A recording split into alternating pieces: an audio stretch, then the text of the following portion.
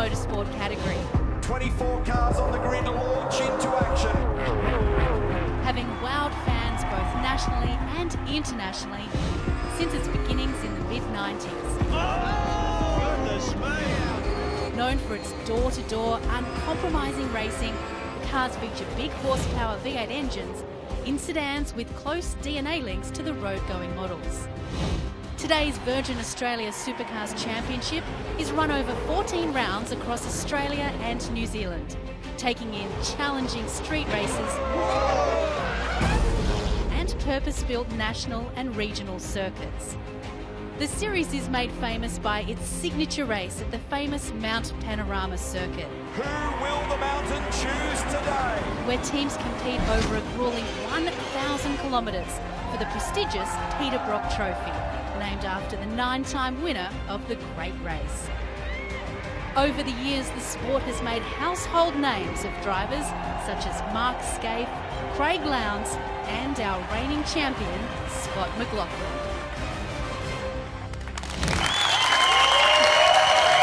And the next step in the evolution of supercars begins tonight. How cool is this? Welcome to the Gfinity Studios in Sydney, Australia, as we get set for the Gfinity Supercars Eseries, brought to you by Shannon's. And this is going to be so much fun. Welcome wherever you're watching around the world on Fox Sports, either on the Twitch streams that we have going out on kosupercars.com. We're going out on so many different ways right now. Briony Ingerson, you're going to be joining me for this whole series. We're going iRacing tonight, something new. Absolutely. It's been a huge week in motorsport and sport. I think I'm more excited about this than the AFL Grand Final between the GWS Giants and Richmond. And Chad, if you are going to the G for the Grand Final, don't forget to take your own pies, because there won't be any there on that day. Thank you very much for reminding me about how that one worked out. Maybe I should try iFooty or something, and maybe I'll get a little bit better with that one. Really looking forward to how this is all going to play out.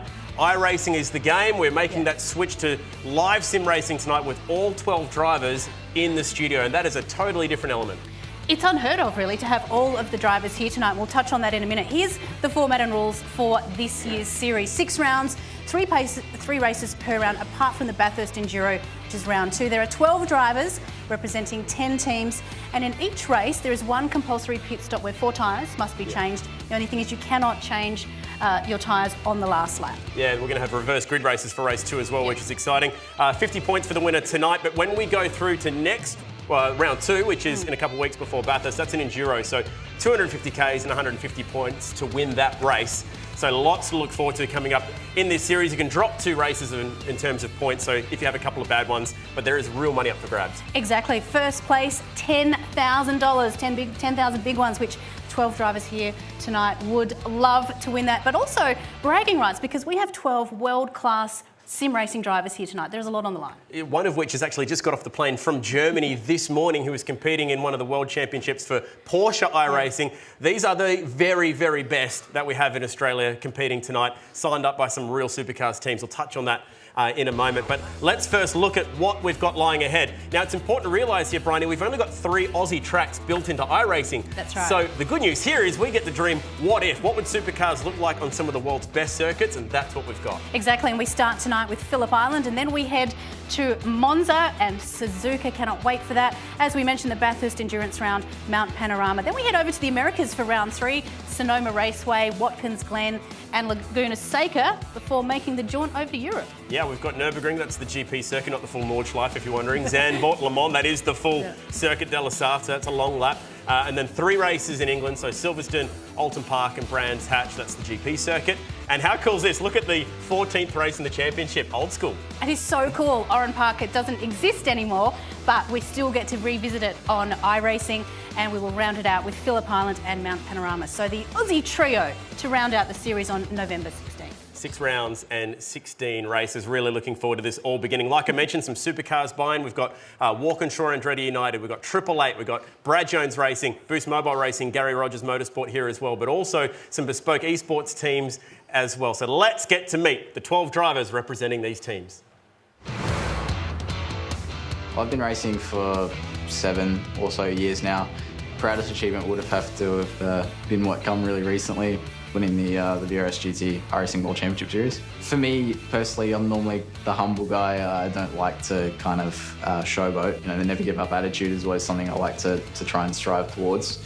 and nothing's ever over until you cross the line of that checkered flag. So you never know what can happen, and you always got to stick it out. I've been sim racing for just about 3 years now. Being with Red Bull Holden Racing team's been an amazing experience so far. The Supercars Eseries means to me quite a bit because it's perhaps one of my closest chances to really excel and, you know, fight for a championship that I'm really strong in. If I was winning, it would be for sure a bucket list item. I've raced the V8 on iRacing for a long time now. I love, like, racecraft. I like the chess match of, like, trying to work out your opponent's weaknesses and attack those, and the thinking part of racing is so interesting to me. I'm excited to just get out there and just start turning laps. I'm really nervous, but I'll do my best. I started sim racing in 2015. I was watching Supercars at the time, and I really wanted to know what the drivers were going through, as I didn't grow up racing myself. So I got into sim racing as my own way to live that life. And I've always liked cars since I was a kid. I used to draw these little side-on shots and watch Too Fast and Furious when I was younger, and it's just progressed from there. And I found circuit racing, and that's what I love, and that's what I want to do. Raced competitively in iRacing since 2010, late 2010. Since then, I've won 10 iRacing V8 Supercar Championships, 9 in the iRacing Official Series, and 1 in a series called the V8 Supercar Online Premier Series. So yeah, V8 Supercar is pretty much all I've done for the last 9 years in iRacing. So this new Gfinity Eseries works quite well for me. And to be involved with Supercars, to be involved with Shannon's, to be on Fox Sports, to be on KO, everything about it is just so much bigger than what we're used to, so I can't wait.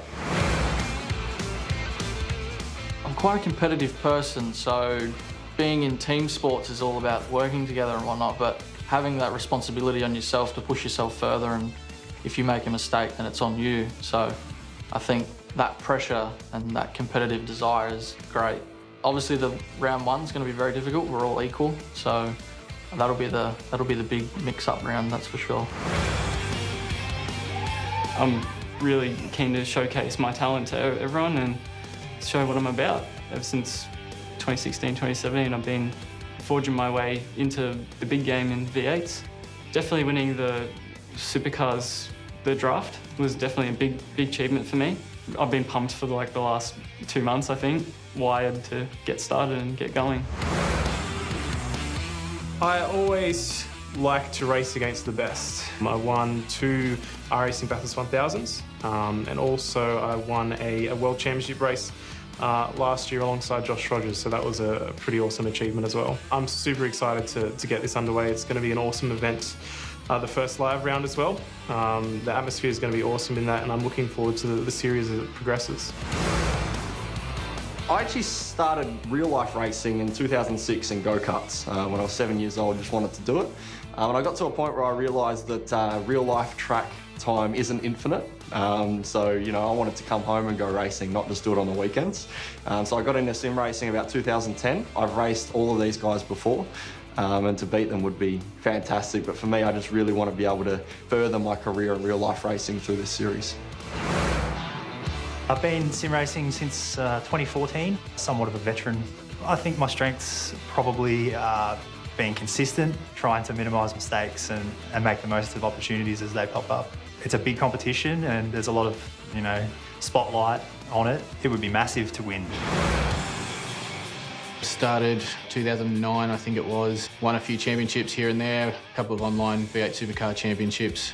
I've been waiting for this for a long time. Didn't sleep last night, trying to get in the mind space to get underway. And this is a big shift in E-Series in Australia and Esports in general. We're here to have some fun, but we're also here to win. So we'll see what we can do. And one of the faces that we didn't see in that package is Ian Ford. Ian, welcome. And there is a very good reason why you didn't make the media day along with the rest of the drivers. That's it. Became a father for the first time, so that was quite Congratulations. Quite an experience.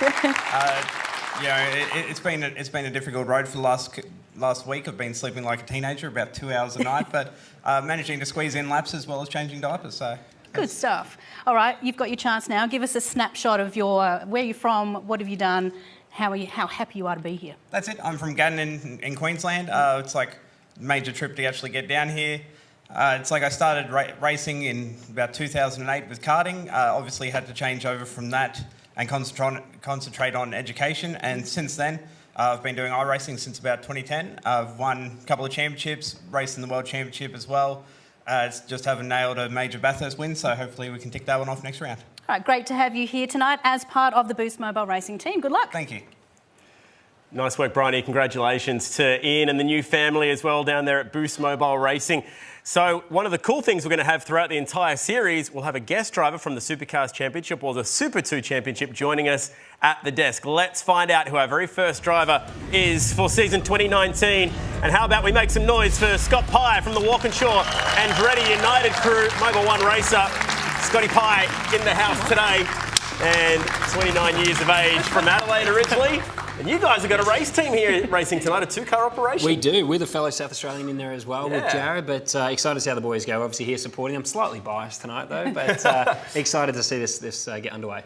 Now we've seen Jared, particularly a local South Australian, spending some time in the Walkinshaw and Briony United garage at the Bend. Yes. So he's had a little bit of an assimilation into the Supercars team.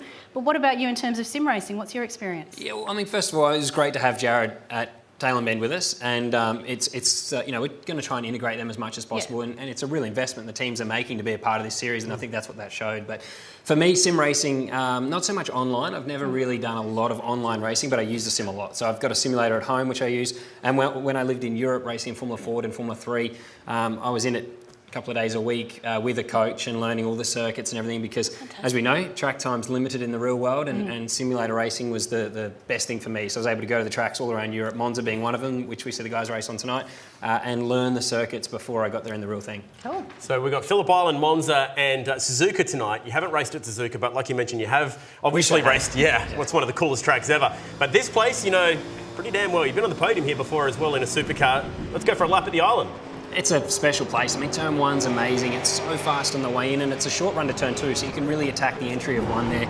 Two, double apex. Depends how much front your car's got. In qualifying and in practice, if you're in clean air, it's a lot easier, but behind another car, that double apex is really important. But exit curb doesn't really unsettle the car too much, so you can get pretty hard into the power there and get your run up to Honda. I think the talking points we're going to have tonight, this track is typically in the real world very high on tyre degradation, and that's going to transfer tonight. So tyre deg, tyre temps, tyre pressures, car setups and damage, all very much on and very much simulated. Yeah, definitely, and track position's really key around here. So I think the undercut's going to be big. I think we can potentially see some people take a stop early, but clean air around here is so important. It's you know, the corners are all very long, so downforce, when you're behind another car, it's affected massively, and we see it on the sim racing as well. So turn four early in the lap, a great spot to try and make a pass, but this is where you need to set up maybe the second best passing opportunity? Yeah, there's Honda and MG are two key parts to overtaking. The rest is pretty tough, but certainly over Lukey heights, if you've got a good car under brakes, rear stability, you can stick the nose in here and really try and, you know, muscle the other guy out of the way, but you can also stay on the outside out of MG, and then you're on the inside for these last two corners. So it offers up some good racing, opportunity to do the switchback.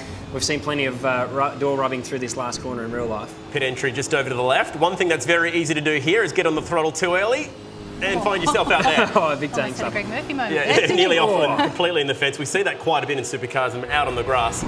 So that was a lap around Phillip Island. This is qualifying highlights, and we've found our very first pole sitter of the year driving for the Shannon's team tonight.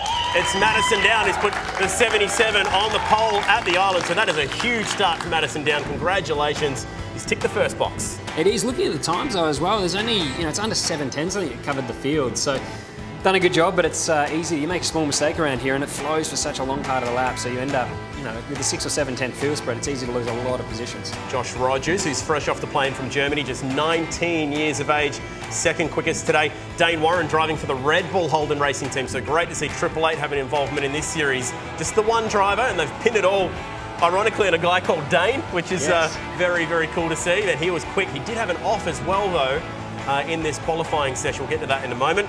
Richard Hampstead, who's driving the Next Level racing entry, and they are all in Next Level rigs this week. I should mention as well, they will have their own gear at home, but they're on Logitech wheels and pedals today with the Next Level rigs today in the rig sim. So we saw him line up in 4th position, so it's a pretty good looking top 4, but this was the big moment.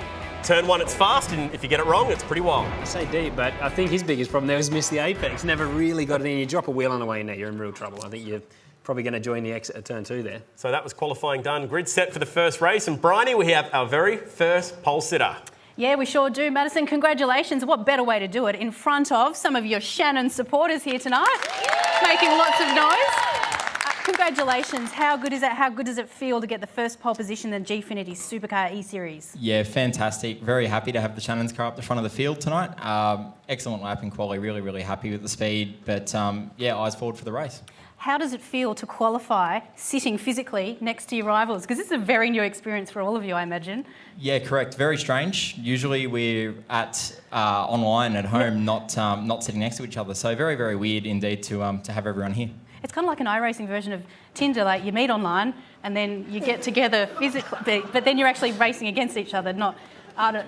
That analogy didn't work at all. I'll put some work into that. Yeah, okay, thank you. Guys, back to you. Brilliant, brilliant. I'm with you, Briony, on that one. Sure, let's go with it. We are set to go racing. We're not too far off from dropping the hammer on the opening night of the Gfinity Supercars Eseries. Round 1, race 1, coming up after this.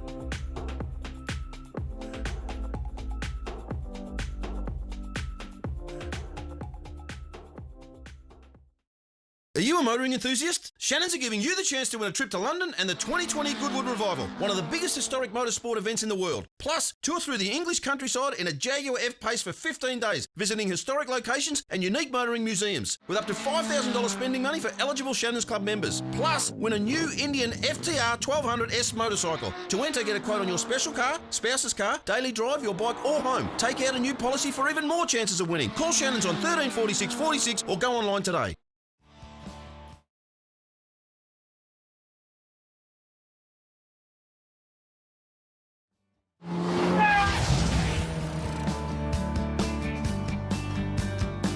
You are watching the Gfinity Supercars Eseries, and we are getting set to go racing for the first race of the night. Phillip Island, the location. Madison Down is the pole sitter. This is iRacing, and this is the Gfinity Supercars Eseries, brought to you by Shannons.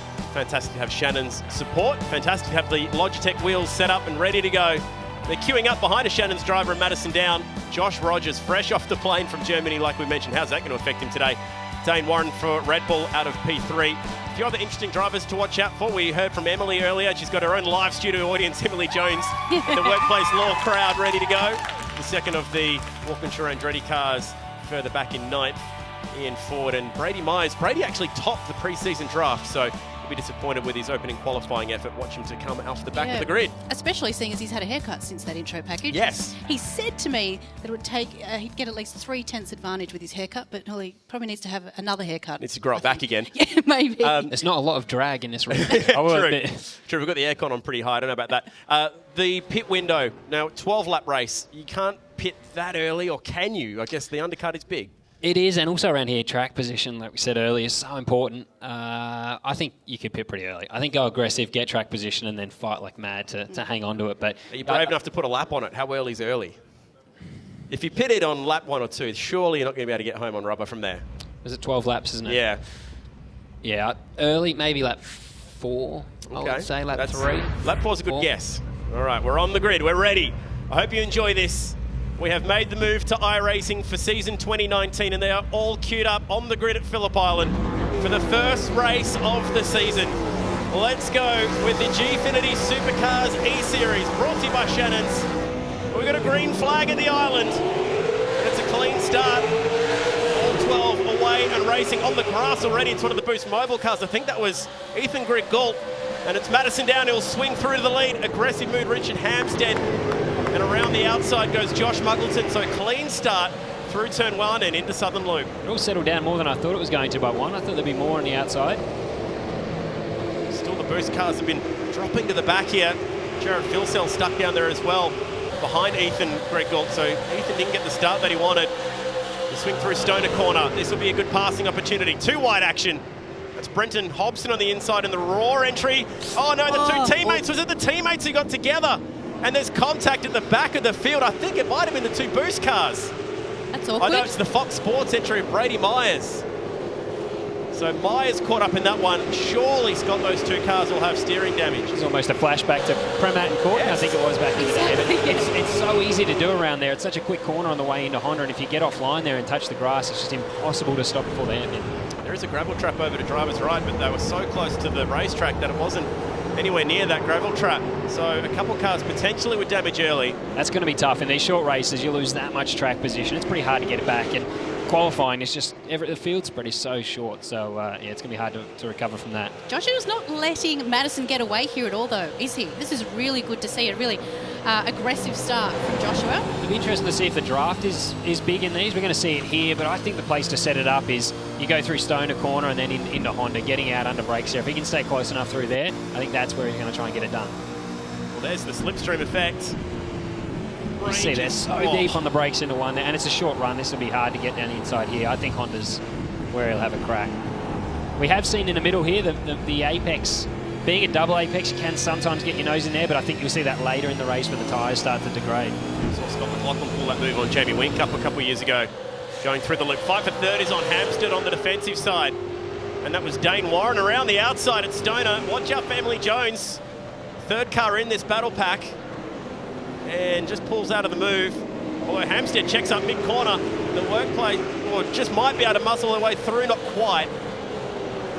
I reckon you've got to have a crack at the bump and run there in the middle, don't you? Just walk on wide, use the bumpers. Inside. We do have a driver stand-up observer, Craig Dontis, watching the action live in Adelaide. We have a pit reporter watching the action live from Melbourne. This is racing in a virtual world as we go through the hay shed. See, I would have found out who the racing observer was at the start, got in nice and friendly with Craig, put in a good word.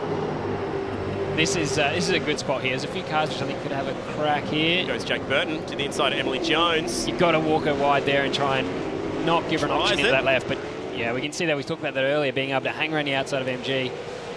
Anyone brave enough to pit early? Here comes the pit entrance. Yes, Josh Muggleton. Jake's in trouble here if he can't get back in. Fortunately, there's a little gap there behind Emily, but managed to stay on the outside. It's pretty good. Emily extremely kind with the racing room on the outside. Side by side. Live speeds for these cars as well as we approach 270 k's an hour down the front straight. And they're still side by side. Surely she can't hang on there. You get offline. Right. There we go. She has. And finally, after 3 or 4 corners, she's got it done. Good. Jake's in trouble here. I think you'll be able to hang on here and be on the inside for Honda. He's just got to keep that side draft tucked in there. He has been on the outside for half a lap. Let's not forget that we've got Jake Burton's, team manager / owner as such. Brad Jones is in the audience tonight. Hello, Brad. Very nice bright yellow Dunlop shirt. Exactly, and he's looking on intently, almost as if this is a real supercar race. This is great, high intensity. Well, there's real stakes in this, isn't there? So, I mean, it's good. We see the teams, they're so invested in this. I was talking to Ryan earlier, and he was spewing that he couldn't be here tonight. So, yeah, to have some of the team owners here, it shows the investment that they're making in this category. Well, I mentioned we've got Jonathan Simon, our Melbourne-based pit reporter. Jonathan, we've seen an early pit stop with Josh Muggleton. That is a brave play. Also 9 seconds. Normally it takes about 8 seconds to change all 4 tyres. But the critical thing, and as Scott said, he has track position and clear air at the rear end of the field. So look out for him. Once everybody else makes their stops, Muggo could actually end up a few positions ahead. Thank you to Jonathan down in Melbourne. He's our iRacing expert. Has competed for international teams and done a lot of heavy lifting in the iRacing world. It'd be interesting to see what front tyre temp's like here. We see the track temp is really high, but when you're following another car and you've got a little bit more understeer because you're losing that front grip, you're going to just cook the front tyre there. And I think it's Josh there we're seeing with a bit of understeer through turn 1, and the fronts just won't hang on if it stays like that. And just to give viewers an idea, so the ambient temperature is 24. That's set for all 3 races tonight. The track temperature, though, here, ranging between 50 to 60. Is that what we're... Which is high 50s. Crazy. Yeah. I mean, those temperatures, the tyres just won't last. That's why it's so brave to go as early as they have in the stop. But, yeah, I think in the next couple of laps we'll see the next stoppers for sure. But being behind another car is just going to increase tyre temperature even more. So Muggleton first to pit for the Knight Rider team. So straight onto a fresh set of tyres. Needs to really maximise his outlap and his clean racetrack. And was very much mid-pack before he made that pit stop. In that position, it's a good opportunity to take that stop, you know, to get out of the train.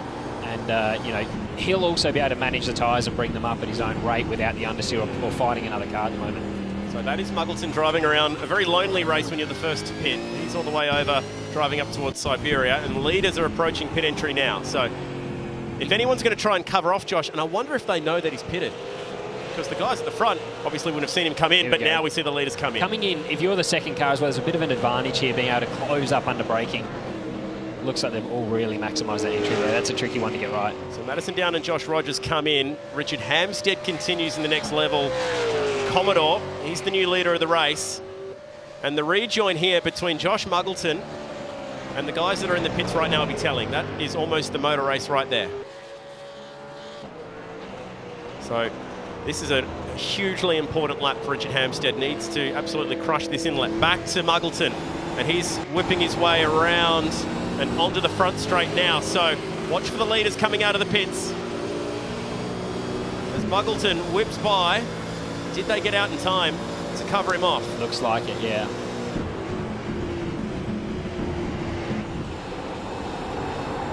They're clear down at Southern Loop, so not getting a huge advantage in the undercut that time, Josh Muggleton. That gap's closed a little bit, and I'd say now, though, this is where Jared needs to pounce before those tyres get too hot sitting in behind him. He's got to stay close here through Stoner, and he's just a little bit too far back this lap. Josh did manage to jump Burton, Greg Gould and Jones. Maybe not Greg Gould, but definitely Jones and Burton. So it was worth it at least for a couple spots, but what sort of tyre life will he have at the end of the race? You'd want to make sure, if you pit that early, you've got to be careful on those first few laps not to take too much out of the tyre, because you're going to need it later now. Might sound funny to someone who's new to sim racing, but all this stuff does count. You drive the car just like you would in the real world, especially when it comes to tyre wear. Yeah, definitely. And through Hayshed there, it actually looks like it's only marginally flat, if at all. So you're going to want to make sure you're conserving the tyre a little bit through there. For us, it's pretty easy flat now, but if the car's moving around at any point there, that's a spot where you can give up some tyre life for not losing a lot of lap time. So you'd want to lift off there and just conserve a bit. So Hampstead, Hobson, Ford, first, second, third yet to pit. Leaders go past the pit stop entrance again. It's not too dissimilar to what we've seen in the real world. You know, that field spread between first and second. It's really hard to close that gap up around here. The onboard vision here too, Scott, is that similar to the views that you get from your actual race car? Yeah, definitely. Normally not sitting on the passenger side, but from the driver's perspective, I guess it's probably close. But one thing about Phillip Island, everyone talks about the scenery and how picturesque it is, but we just don't get much opportunity to look at it, and I'm sure these guys are the same. But sitting here, it is realistic. But you're so entrenched in that battle, you're really just focusing on the cars around you. So we can see there on the left, that is our effective race leader when the pit stops are completed. That is Madison Down. There's not too many funny faces there yet. Not yet. Not yet. We wear race helmets because I think I pull some strange ones. I've seen Chaz on a sim before and he chews his tongue and it's hanging out. I drive with my mouth wide open, so I'd be interesting to look at, I think. No change for the guys who have already served that first pit stop. So Hampstead's gone the opposite. Yeah, it's chewing off, isn't it? Badly going through the hay shed and up towards the top of Lukey Heights. Now Hampstead comes in. So should get an advantage later in the race. Yeah, definitely. It just depends on what that dirty air is like following the cars in front as well that we're seeing. I think Josh just can't get close enough. So if you come out with fresher tyres, it's going to be your best shot, but it's still going to be difficult. So Madison Down about to swing past the front straight now in the last corner. Josh Rogers in tow. And that's the view of the pit lane exit, so waiting to see where Hampstead comes out. So now it's Ian Ford, last to pit, new race leader. And these guys will be able to cover off Richard Hampstead pretty comfortably, but Hampstead will have the tyre life at the end of this race. If I was Josh, I mean, right now you're going to be thinking about just putting your nose out, making sure you're covering his mirrors and trying to force an error, I think, you know, especially under brakes into Honda. This is a spot where you just put the nose down the inside. You're not really going to get the overtake done, but it might be enough that after a few laps it starts to play on his mind and get in and make a few mistakes. Is it worth the risk? Race one of a brand new championship. They're not using the same pedals that they're used to using at home, so the hardest part is braking and making a move under brakes. The hardest thing as a driver is you have to take the same mentality for every race. So everyone says, you know, it's the first race, you want to get some points on the board, but you've still got to take the same approach as you would for the last race of the championship, I think. You're not going to risk it more at the end of the championship than you would at the start. I think if he gets close enough, he'll have a crack. And let's not forget too that in terms of dropping their two worst rounds for the championship, they're unable to do that for this round and the Bathurst Enduro round. So these first four races must count towards their championship. You can drop your worst two races, but it has to happen early as well. So when we get to the final race of the championship, we'll actually know what we're looking at. Good battle pack this one, forming behind Jake Burton. I think Burton might have got clear of Muggleton here because Muggleton was first to pit and as a result might be starting to struggle a little bit. Pitted lap 2, I think it was, at the top of my head, so starting to struggle. Emily's a picture of focus. Serious. Yeah. She's got the eyes on right now. From Melbourne, spent a bit of time living in Japan. She's made the return trip back home to Melbourne. She's anything like Simona on track. She's very tough, so it'll be interesting to see how she gets involved in this. Muggleton under serious pressure here from Ethan Grigol. All keeping it really tight around there, which kind of, if they can keep it tight, it takes away an opportunity for overtaking there. Muggleton has a long way to go. Well, this is lap 8 of 12. And if he's out on his feet already on those tyres, he is going to struggle. He's going semi-defensive at Honda. Deep. Can he pull it up? Just. Grigol still working the back of that car. Every lap he can keep him behind, though, he's going to be killing their tyres. So he's just got to try and hang on here for a few laps now. So tyre temps in the following cars definitely feel the effect as well?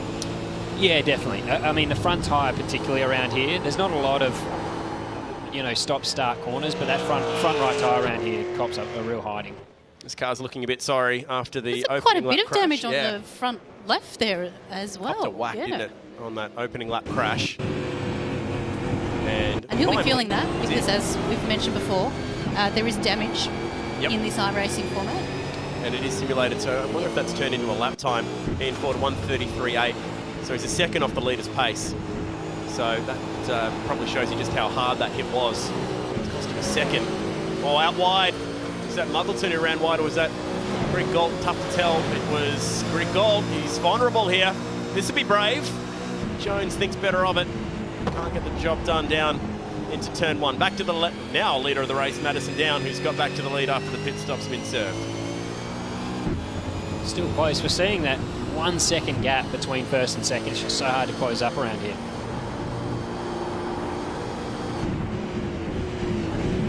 So he's positioning the car in the middle of the track as well, which then out of Stoner just eliminates any chance really of Josh being able to get an inside. But he's too far back at the moment. He's really going to have to I think at this point, you try and maybe conserve a little bit and then come back in the last couple laps.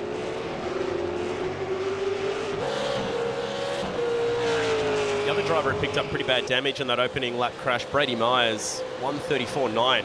So 2 seconds a lap off the pace. Now into the he's 35s. really struggling there, isn't he? So, and he was, I think, an innocent victim. It's hard to see where that all started. Just for a moment, I mean, how good does that car 2 look? Come on. Hey? Nearly looks as good as the 22. Yeah, you take that one number off and it just looks so good. Does it?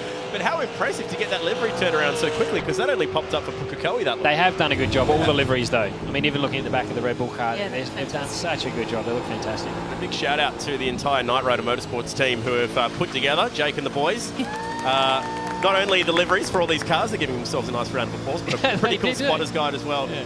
You get the spotter's guide off the Supercars website if you want to check out these liveries up close.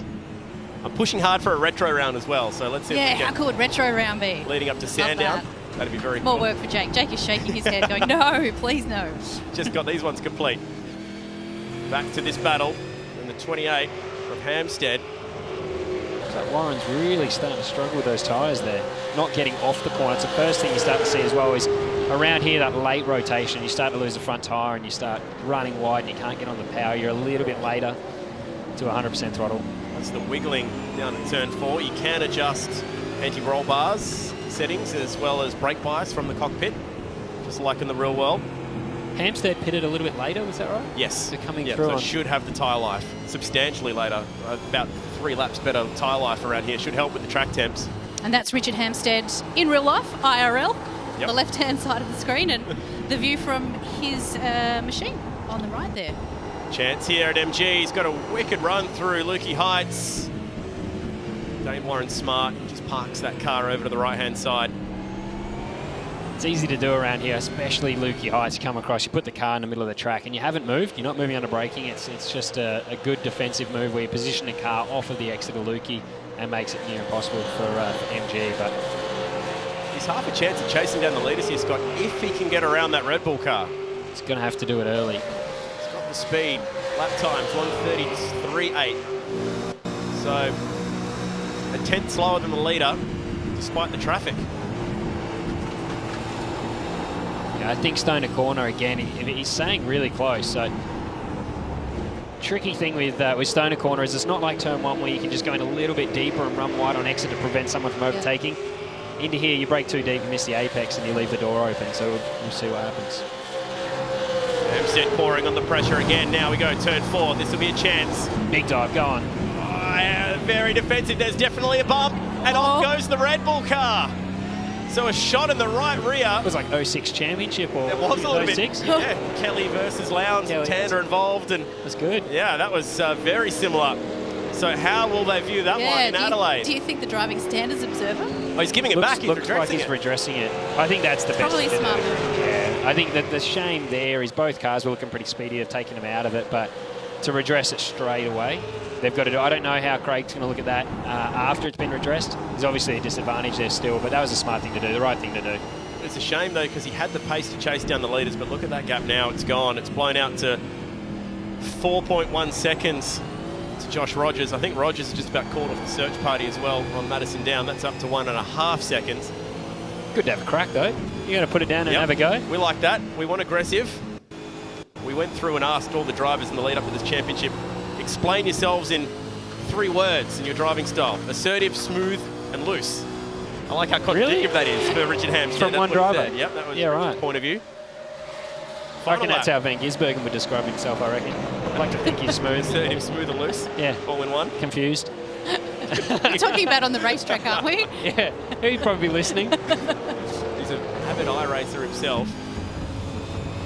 So it's good on here. No one can retaliate to anything I say. So not right now. Not until No. they're on the show next time. But thankfully, there's not a really big important race coming up next. I'll make They the can get most even of it. with you. Yeah, I'll smack talk them before Bathurst. Last time up through. He's really opened that lead up now. Turn 4, yeah, that's 1.5 seconds. Oh, and the rear rear. is dancing around for the Holden Racing Team driver. Oh, that's a tricky switchback to make stick if he can do it. It's an awesome move if he can do it. Around the outside at Siberia, not quite. Out of there, you really got to be, if you're going to try and get up the inside, you've got to be wheel to wheel by the time you get to here because by Hayshed. If you're on the outside anyway, you're not going to get it done. One last chance, maybe down the hill into MG. He'll have a go. Surely, sizing him up. Scotty Pice cheering him on to have a crack. That Holden Racing Team car is struggling mid-corner. I think just switch back out of here, but then get to the inside for the last corner. Or just have the overlap. Keep it there. Stick to the overlap. Oh, and not quite. That was a really, really good battle for third all the way to the checkered flag. Richard Hampstead couldn't quite make it stick. Josh Rogers will be home for second. And it's going to be Madison down and the Shannon's team. Good race. Take the win. Good debut. Really good race. Congratulations to Madison. Although, seeing Madison, unless something crazy happened in the game, Madison all of a sudden dropped down in the order a little bit there as well. Looked like Muggleton. I think he might have just been getting ready for the interview. So, well done. Muggleton really hung in there as well, actually, with that early stop, finishing up 6th. Well done, Briony. We have our first race winner. We sure do. Congratulations, Madison. You led from start to finish. A really strong result. How do you feel? Oh, awesome. To win the first E-Series race for Shannon's, that's fantastic. We couldn't have hoped for any more, so perfect race from where I sat. They're pretty happy. Guess what?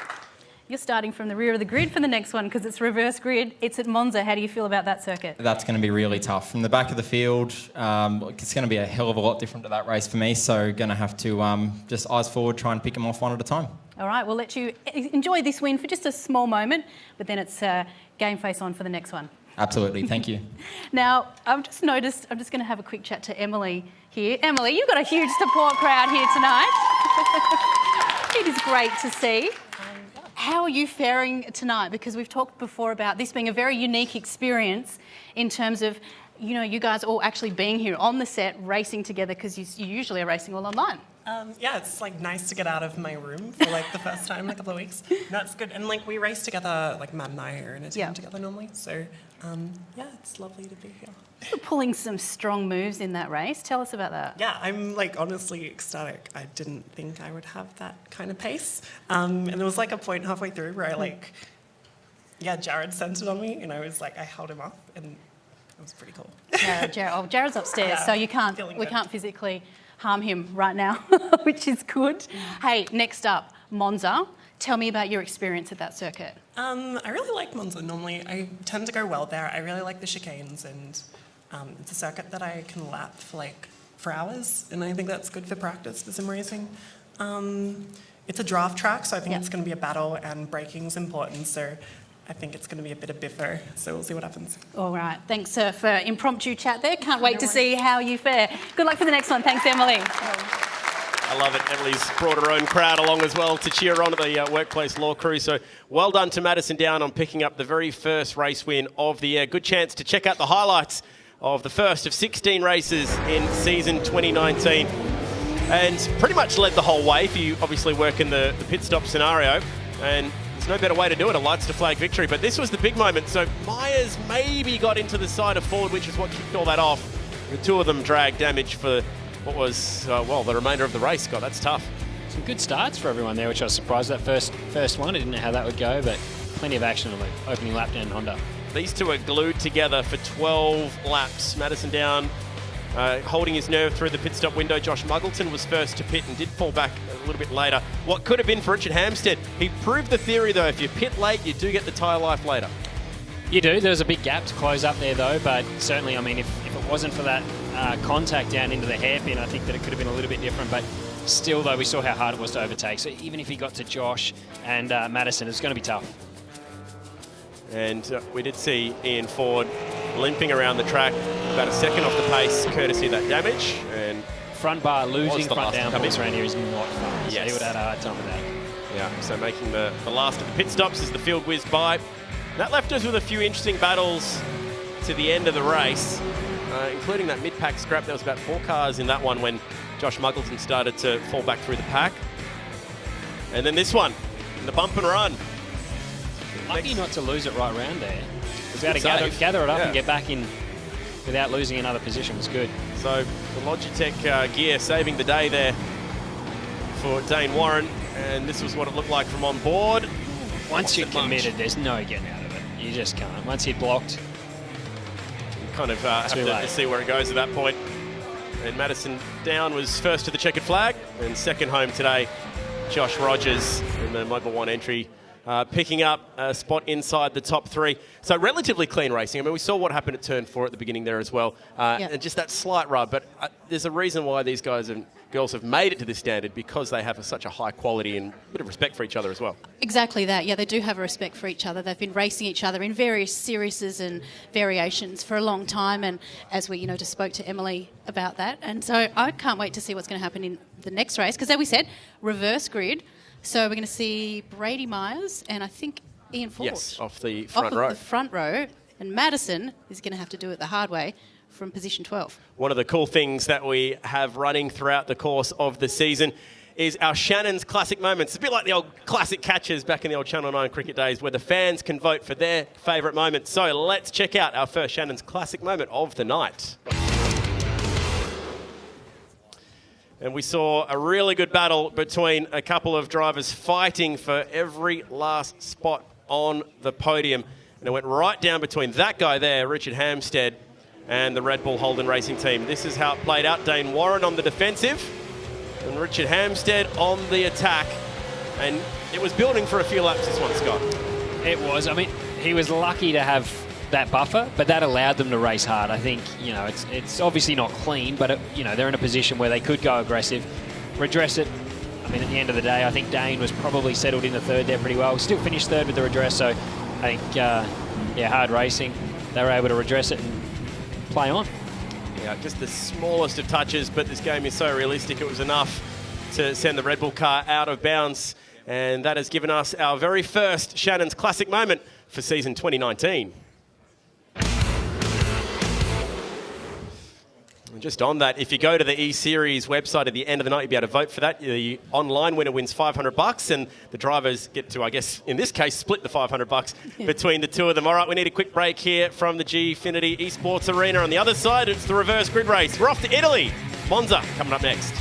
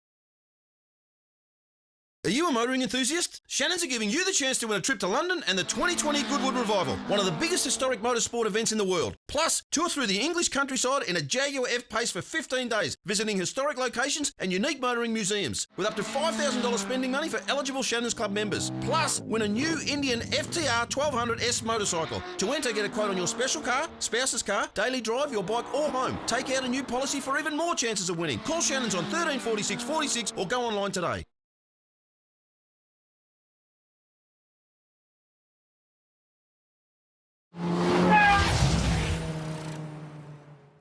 Our friends at Shannons are giving you the chance to win a trip to London for the 2020 Goodwood Revival, a fantastic celebration of motorsport covering the 40s, 50s and 60s. But there's also the chance to win this beast, the Indian FTR 1200S. To enter, just go to shannons.com.au and request a quote.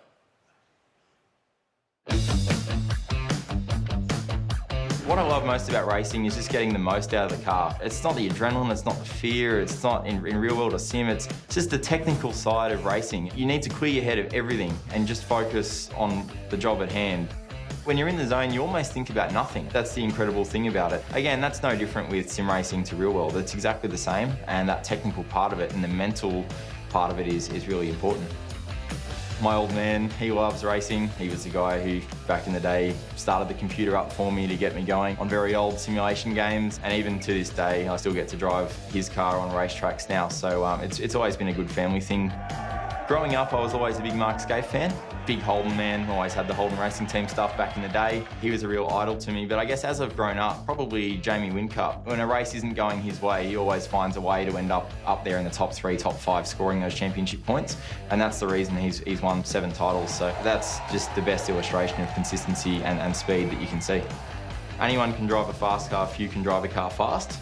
That's probably my favourite racing motto. It really is the cream of the crop in this E-Series, and so to win it would be huge. And to win with Shannons on board as well, like those guys' first foray into E-Series, being involved with such a professional company and representing them, I just hope I can do a good job for them. So yeah, I think I'll learn a lot this season.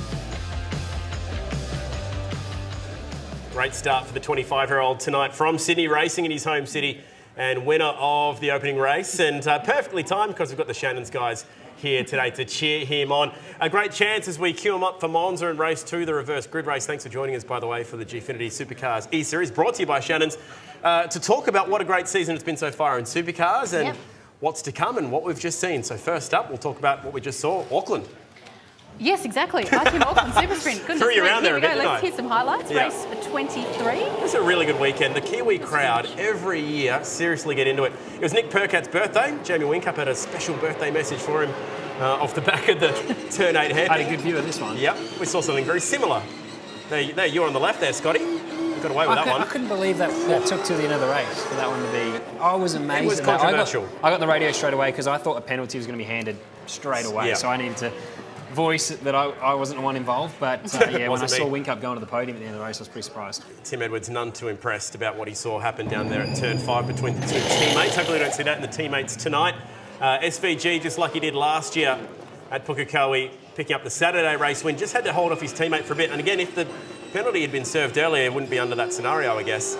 Yeah, well, he had the luxury then of being in clean air and kind of negated that 15-second penalty because you're running up the front.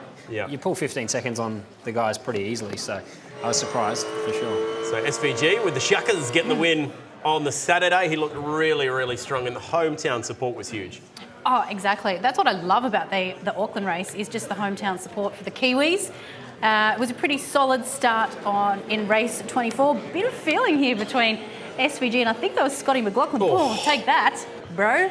Yeah. And then this is where it all... This was fun, wasn't it? Yeah, what was that with the word control? It became a good spectator sport at this point. Yeah, we'll call it Mustang Gate, I think. So poor old Jamie Whincup pulling up behind the safety car and then blazing past it. I was a good winner out of this, so I'm not complaining. Yeah, right. I come out 6th of this, and I think I was 16th, so...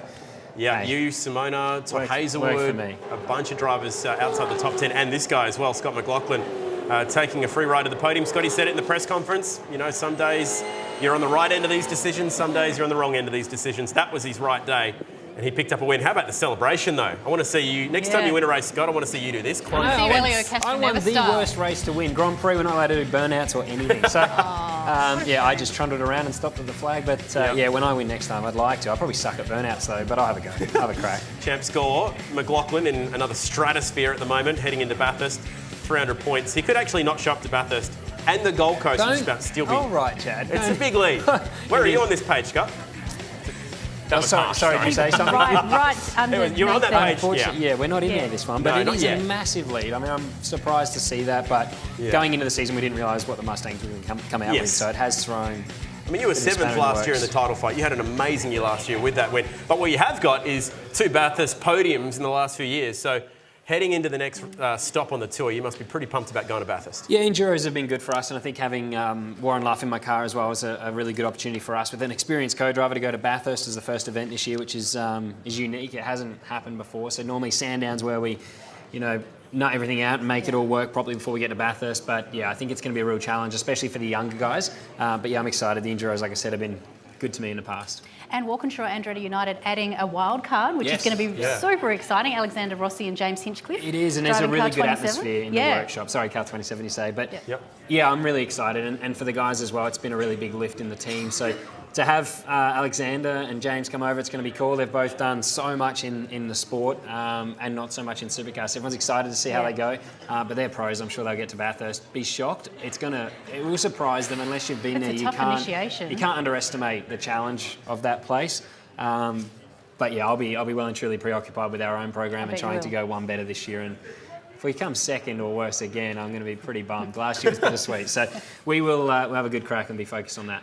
Well, I'm sure that Alexander and James are probably getting some laps on the iRacing sim at Mount perfect Panorama. Chance to do it. They can hop into car 2 or 22 and tackle that one. I hope Alexander Rossi sends it like he sends it at Indy because he is so exciting. So cannot wait for that. So it is the next stop on the calendar, Bathurst. The mountain, it's calling. You'll be able to check out all the action on Fox Sports 506. We cannot wait to go back to Bathurst. Okay, Dad. Decorations. Check. Fluids. Oh, yeah. Pole position. Checkity check. Psst. Murray. Mountain Panorama, Muzz. 1,000 Ks. No ad breaks. Have you done enough? The question is, Murray, can you go the distance? Dad! We can do this. We have it all. 1,000 Ks, no ad breaks. Can you go the distance? I like that. Something a bit different. Can we go the distance with 1,000 Ks? I'm not too sure. We're not too far away from going racing at Monza. That is the reverse grid race. We just saw Phillip Island. We were at Phillip Island early in the year. It's always a track of high drama, high speeds. And while we're queuing up Monza, this is a great chance to relive what was Phillip Island through the radio days. 5, 4, 3, 2, 1, stop. The WD-40 Phillip Island Super Sprint is go. Nice work, mate. Tyres are still low. Even after you two are gapping the field. The CPS is the compulsory pit stop, so at the completion of this lap, you can actually do it. Hit this lap. Engine stalled again. Copy, mate. Copy. All good. Head down. Nice and smooth. Everyone's going to be pitting now. Yeah, better front tyres gone, mate. Front tyre exploded on the straight. Tyre gone. Copy, mate. Copy. In this lap. How fast you want me to come back in? Slowly, mate. Slowly ring back. Try not to cause any damage. Man, that's such a shame. It was going so well. So well. Sorry, boys. Just on the straight it exploded, mate, before I got to the corner. Yeah, there must have been something on the track, mate, because Lady did his exactly the same time behind you. Hit this lap, J-Dub, no option. Hit this lap. Clear to go, clear to go. Oh, hey, the front not tight. Right front's not tight, right front's not tight. Come back in, be careful, be careful. Right front's not tight. Stop the car, mate, stop the car. He's lost the opportunity to pull off the Honda and get out of the way. Mate, park the car as far off the track as you can, please. I think I've got to lose left front width. Pretty sure the left front's loose, mate. Safety car, mate, safety car. There's lots of debris at turn 3 that they should probably clean up. Is that left front loose, mate? Okay, something went funny there. It just went massively left-hand down for some reason. Anyway, all good, thank you. There's, geez, that's Lucky. Yeah, copy, mate. Heard you. We'll let them know. We're about to go. And a nice getaway. One comes loose again. Something failed. Yeah, copy that. In this one, please. In this one. You got Van Gisbergen, look, he lurking in here like a shark, about to pounce on the outside, and it's on. There's damage on the right rear of Waters' car, and he's in a pile of trouble. He's not broken. Copy that, mate. Pitting this lap, obviously, mate. Obviously pitting this lap. Mate, seriously. Obviously, mate, we're straight in the garage here, mate. We're straight in the garage. When can we have some luck? Referee, it's okay, big contact. I think it's okay. Yeah, copy that, mate. Watching that. Pressures are still good. Great work, mate. 3 to go. How many? You're very funny. Last corner for Scott McLaughlin, who continues to own Phillip Island. It was back-to-back for him last year, and he started perfectly again this year. Great work, mate. 1-2. Come on, 1-2. Alright,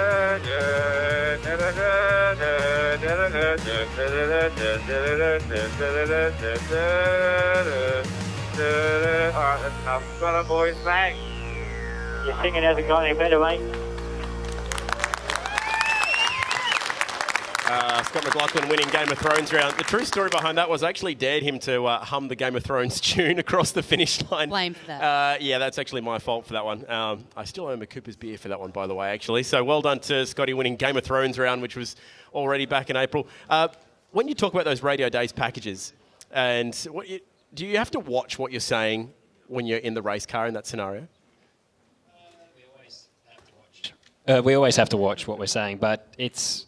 I think sometimes the radio days you get so heated in the moment, and we dread them coming out. We think, what have I said? Because sometimes you're not really you're chatting to the guys and you're trying to describe what happened, and Cam was obviously pretty under control there. But when you're emotionally driven, and especially if you've had a bad run for a little while, you have a few things happen, and it can happen. But it's the swearing you got to keep under control, obviously, and that's sometimes hard in the heat of the moment not to just say the wrong thing. But it's part of it. You get used to it. Has any time any of them aired and you've said something about someone or they've said something about you, and then do you have that sort of awkward, like, oh, do I have to sort of acknowledge it at the next race? I remember we watched one at a presentation dinner once, and someone, I think, said something about Simona, and she was like, I had no idea that they said that about me. Oh, really? Is it a bit of a surprise we probably say a when you lot hear about those each things? other, I'd imagine. I mean, we're racing against each other pretty hard. There was one once where they had to redo it because they had said something that they worded the caption wrong, and I had said something about Nick, but then they put it that I had sworn about Nick, but I hadn't, and so they had to address that. I think even Nick messaged me and was like, really? What the hell, dude? This was years ago. So it was early days of the radio days. Normally it's the inter-team battles that when drivers get heated and talk about each other, there's often that. But really, I mean, we're professional enough to keep it smart. It's nothing that really we wouldn't say to each other in the heat of the moment anyway. All right, we're not too far away from switching our attention now to Monza. Like we mentioned, they grid up in the order of which they just finished race 1. And reverse grid racing, something that we don't see in supercars anymore, but certainly would be quite interesting to see it make a return. We're going to check out exactly what the Monza circuit looks like. It is such an amazing, historic place.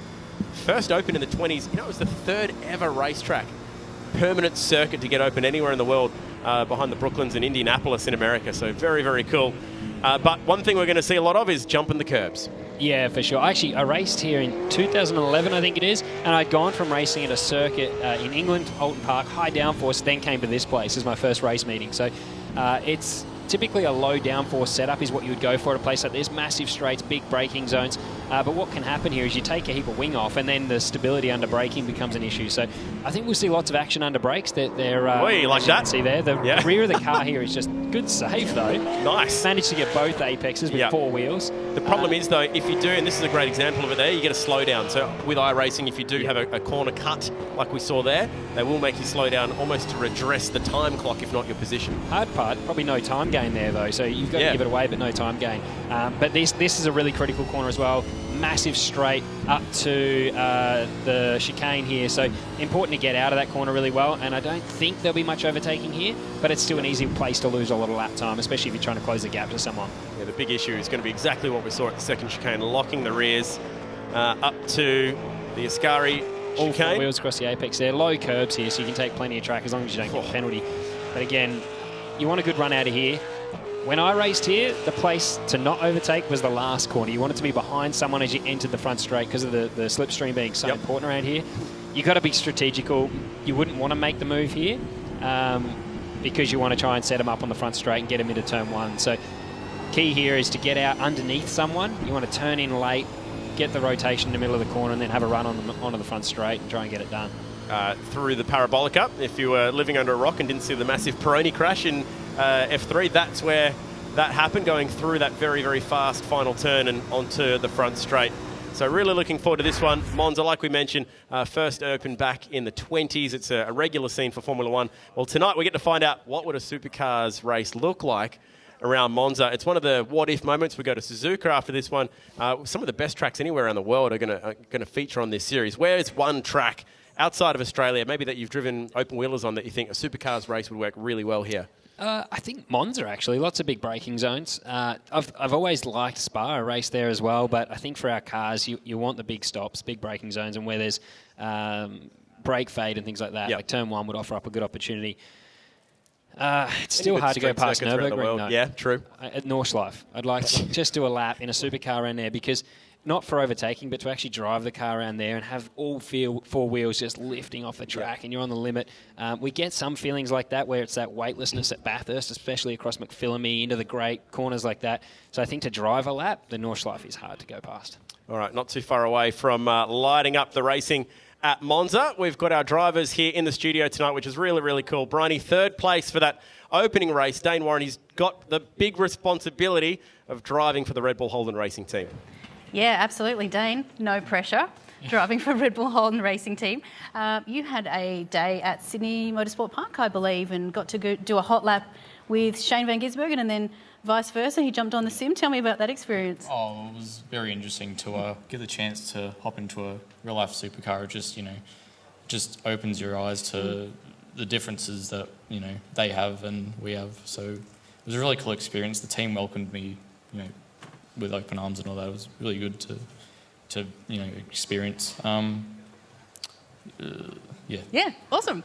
Hey, everyone in the arena tonight, all 12 drivers are using these rigs with the Logitech G29 steering wheel. Now, you use this one at home? Yeah. Tell me about some of the gaming controls on it. Yeah, so obviously it's what you'd see in a real life race car. You got paddles for gear selection, heaps of buttons. These wheels are, in my opinion, excellent to start off with.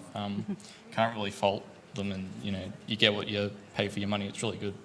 Now, one of the features of this wheel is the realistic force feedback, and we see it on screen. If you get off onto the curbs and that sort of thing. But what are you feeling through the steering wheel at those times? Yeah. It is realistic, isn't it? Yeah, it is. It does a good job of capturing the bumps, curbs. If you hit one too wide, you'll get the jolt.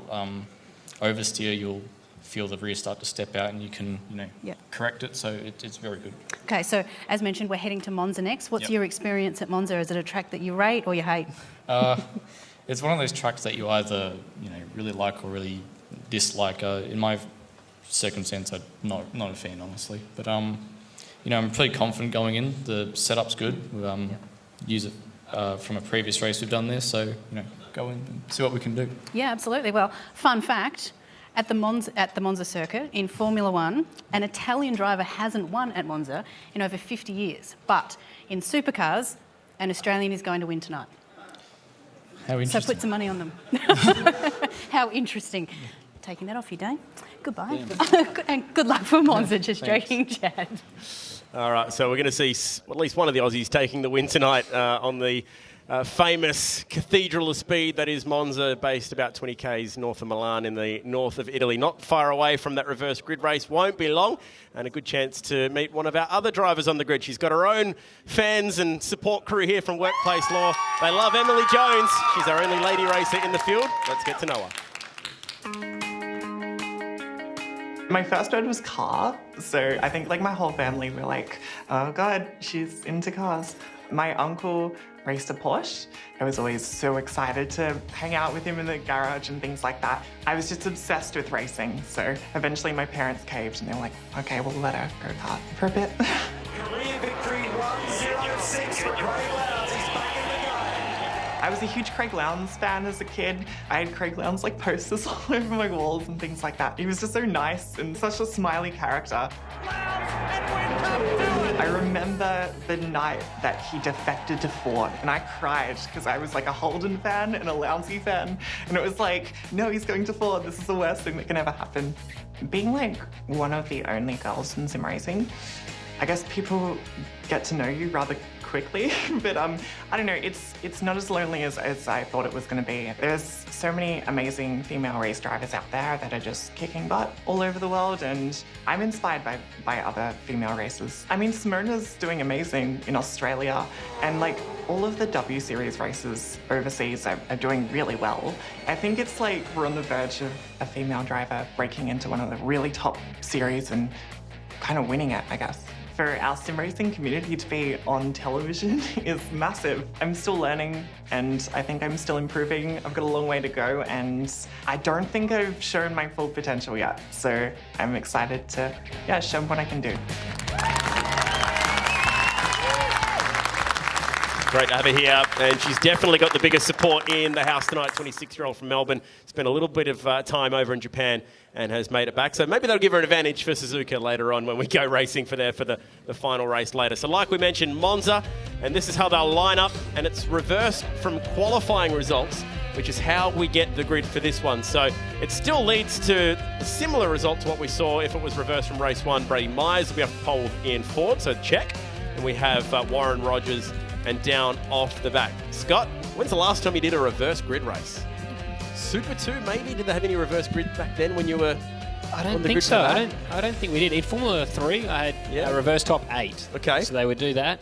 How do you approach it? In karting, you had... well, it depends where you are. True. So if you're off the back. You're off the front. Actually, I won in Rockingham in F3, and that was a reverse top 8. We got an unlucky draw. We had the top 3 in the championship who had bad first races and started beside me, so that was tough. But it's a different mentality. It depends if you're in the championship or not, how smart you have to play it, if it's later in the year. But generally, it's a good opportunity for some good racing. It all depends what the scenario is. I mean, it is the same points as well. So that is the other thing to think about. It's going to pay the same amount of points.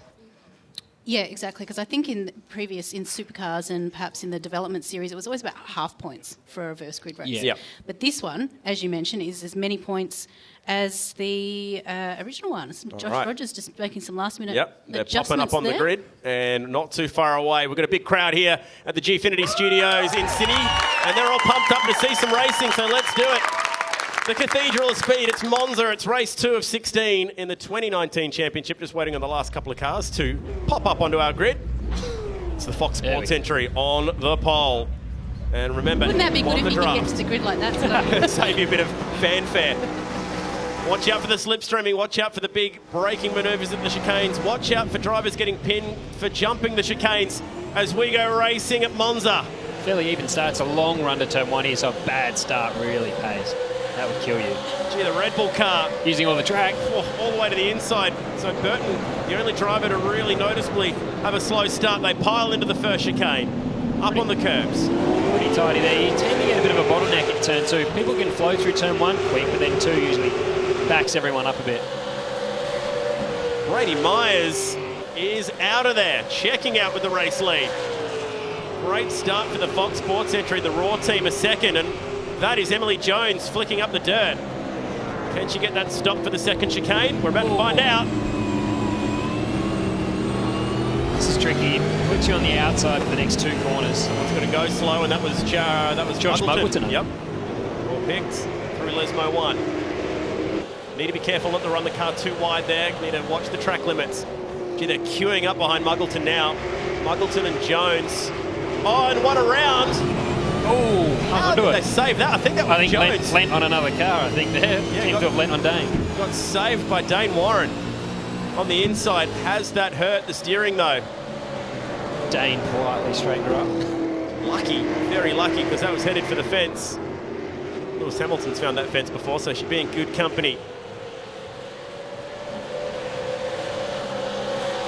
So a bit of a breakaway for the leader, and then a 3-car fight for second. We take you on board that fight right now. Jared Filsell.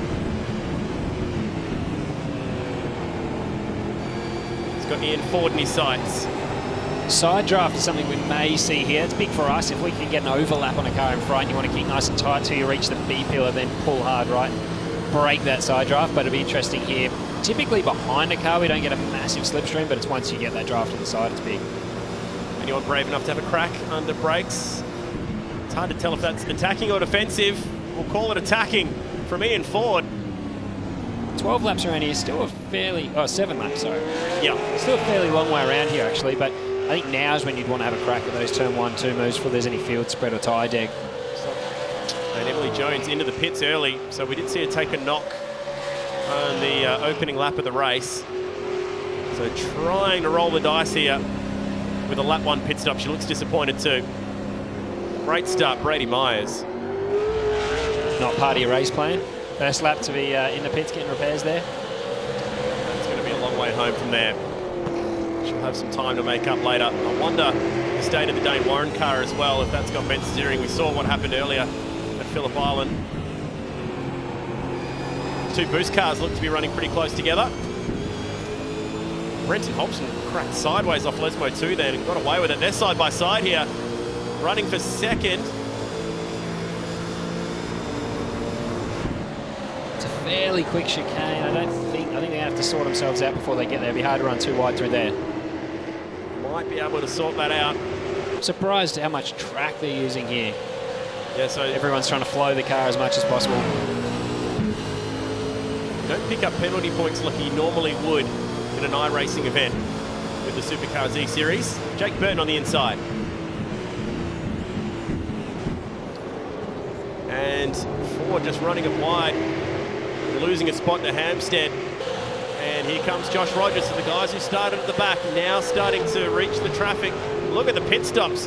Burton, Hampstead, Ford, and down all into the pits. It'll be interesting to see how down goes here because he was tapped right up the back of Josh there, so they've split them there.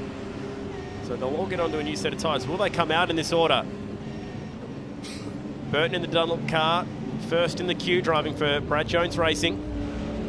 And obviously, unlike the real Supercars series, teammates, if they do pit at the same time, they don't have to double stack here. Nice. You get your own pit bay, so there's no disadvantage. So change for position there. That's a slow stop for Burton.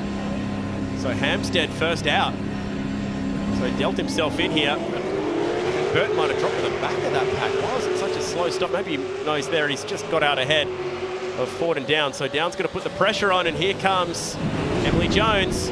Pitting in the train there might be an advantage now for Josh and the few others that have stayed out at the front, just because the train on the way into pit entry looks like they probably cost each other a little bit of time. Down got sideways. I think Down might have dropped the lefts on the dirt. Or maybe it was just cold tyres down there. So it hasn't worked out too badly for Emily Jones. She's managed to catch this pack, courtesy of the early pit stop, but has she got steering damage? That'll be the question. We have no real lap times for her yet since she pitted on lap 1. That might be too aggressive on the curbs for Ian Ford. Need to watch out for that. Yep, pinged. Yep. So slow down and dropping to the back of the pack. Meanwhile, Brady Myers still leading the way. For our new viewers, Chad, sorry, just explain the concept of the slow down for those who are new to iRacing. It's essentially if you take a shortcut, you need to redress that situation instantly. And the longer you go on, the bigger that time penalty becomes. So you need to try and kill it as soon as you can. Which is why we saw the 34 pull over. So Myers going long into this stint. It's a 7-lap race. It's only 3/10 between the front two, so it's a close battle. 150.6 for Brady Myers. Ethan Grigg-Gould, similar lap time that last time by, but a 3-second gap. They're easily the quickest in the front pack. Selling. And these guys all in now as well, including the Red Bull car, which had that damage. Oh, how's the damage to your car there, Scott? Not looking too fresh on the left front. It's looking very it's a little bit like Garth Tander Garth at Tander Sandown a few years ago. I think he got the win that day, though. So maybe there's something in it. Maybe he's trying to strip the aero back for straight line. I'm sure your manager will have some smart comment to say about that. Well, as a driver, our excuse book's pretty big, so I'd be getting out saying that was intentional. It's all about streamlining around a place like Monza. Oh, man, look at this. I'd find an excuse for that. Of course. So Hampstead has jumped a bunch of cars here. And Josh Rogers, unsure. So Josh Rogers as well. must have been involved with that opening lap incident. Down as well as switch positions there with Josh, so he's lost some time there at some point. 150.4. Don't look now, but Emily Jones is the fastest on the track. So Emily Jones, 150.4, and Fan Club's happy with that. 150.6 for the leader, so there's the advantage on a fresh tyre. She'll be motivated here as well to bounce back. I think after that early trouble, she'll looks pretty determined there. So maybe a chance to fix that damage in the pit stop because the car is quick. Through the pair of Lesmo corners, both right-handers. The second one just a touch tighter than the first. And on to this long straight before the Ascari chicane. So Phil Sell looks like I think Jared's the leader at the moment. Is he the leader of the guys who have stopped? Yes. But Brady, they were fairly close when they made the stop, so I'll be interested to see how close Jared and Brady come out after this one. I think the leader's just popped down the pits as well because he's disappeared off our timing monitors in front of us. So this could be the fight for the lead right now.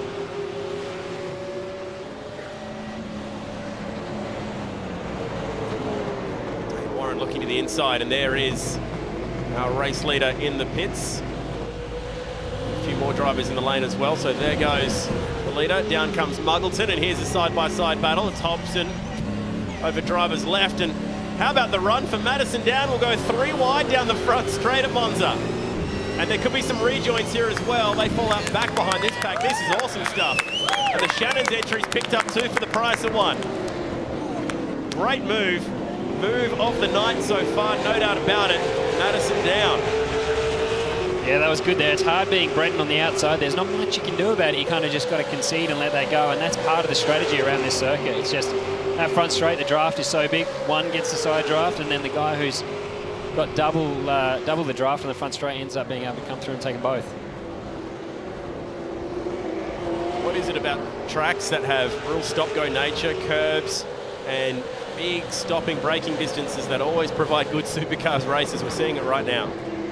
This sort of circuit, street circuits for our cars particularly suited. You know, I think I said earlier about which circuit we go to, and for racing, I mean, like you say, Spa or those places are great for all that, but to race around here, overtaking is always an option.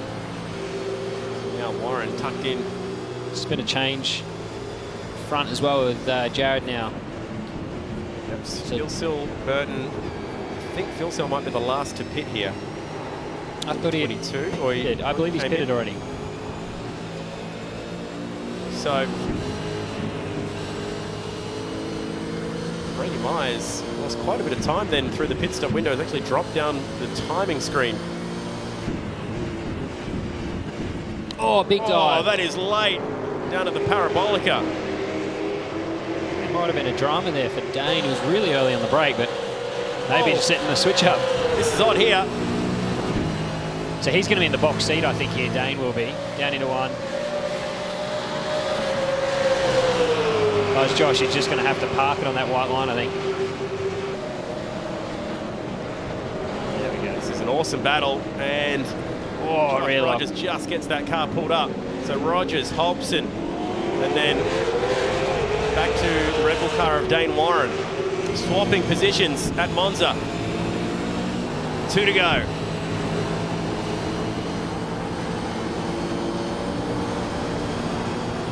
So the pit stop window was very early in this race. And our pit reporter down in Melbourne is Jonathan Simon. That played out very exciting. And how good is the slipstream racing around Monza?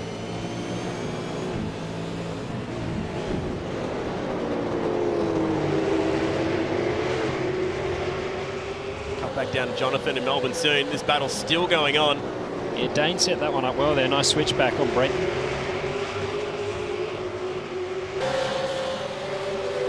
Of overtaking. Stark contrast to what we saw at Phillip Island. Plenty of slipstreaming. So Muggleton last car up in this battle pack. Go back to Madison Down, closing now. On the back of a few cars, including Gridgalt, Burton, Hampstead. This is the fight for second. 4-car fight for second. Madison's got lots of speed here, so this will be close, I think, right to the flag. Would have started off the back of the grid too.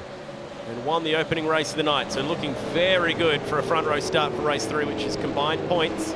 We saw the switch in the pits there, but Madison's backed it up with pace as well in the race and managed to get a bit of a gap on Josh. I don't know if he's got steering damage or that front guard is hurting, but Madison's certainly got some pace. Only only driver to have dipped down into the 149, Scott. So there's the proof on the time card. Starting the last lap.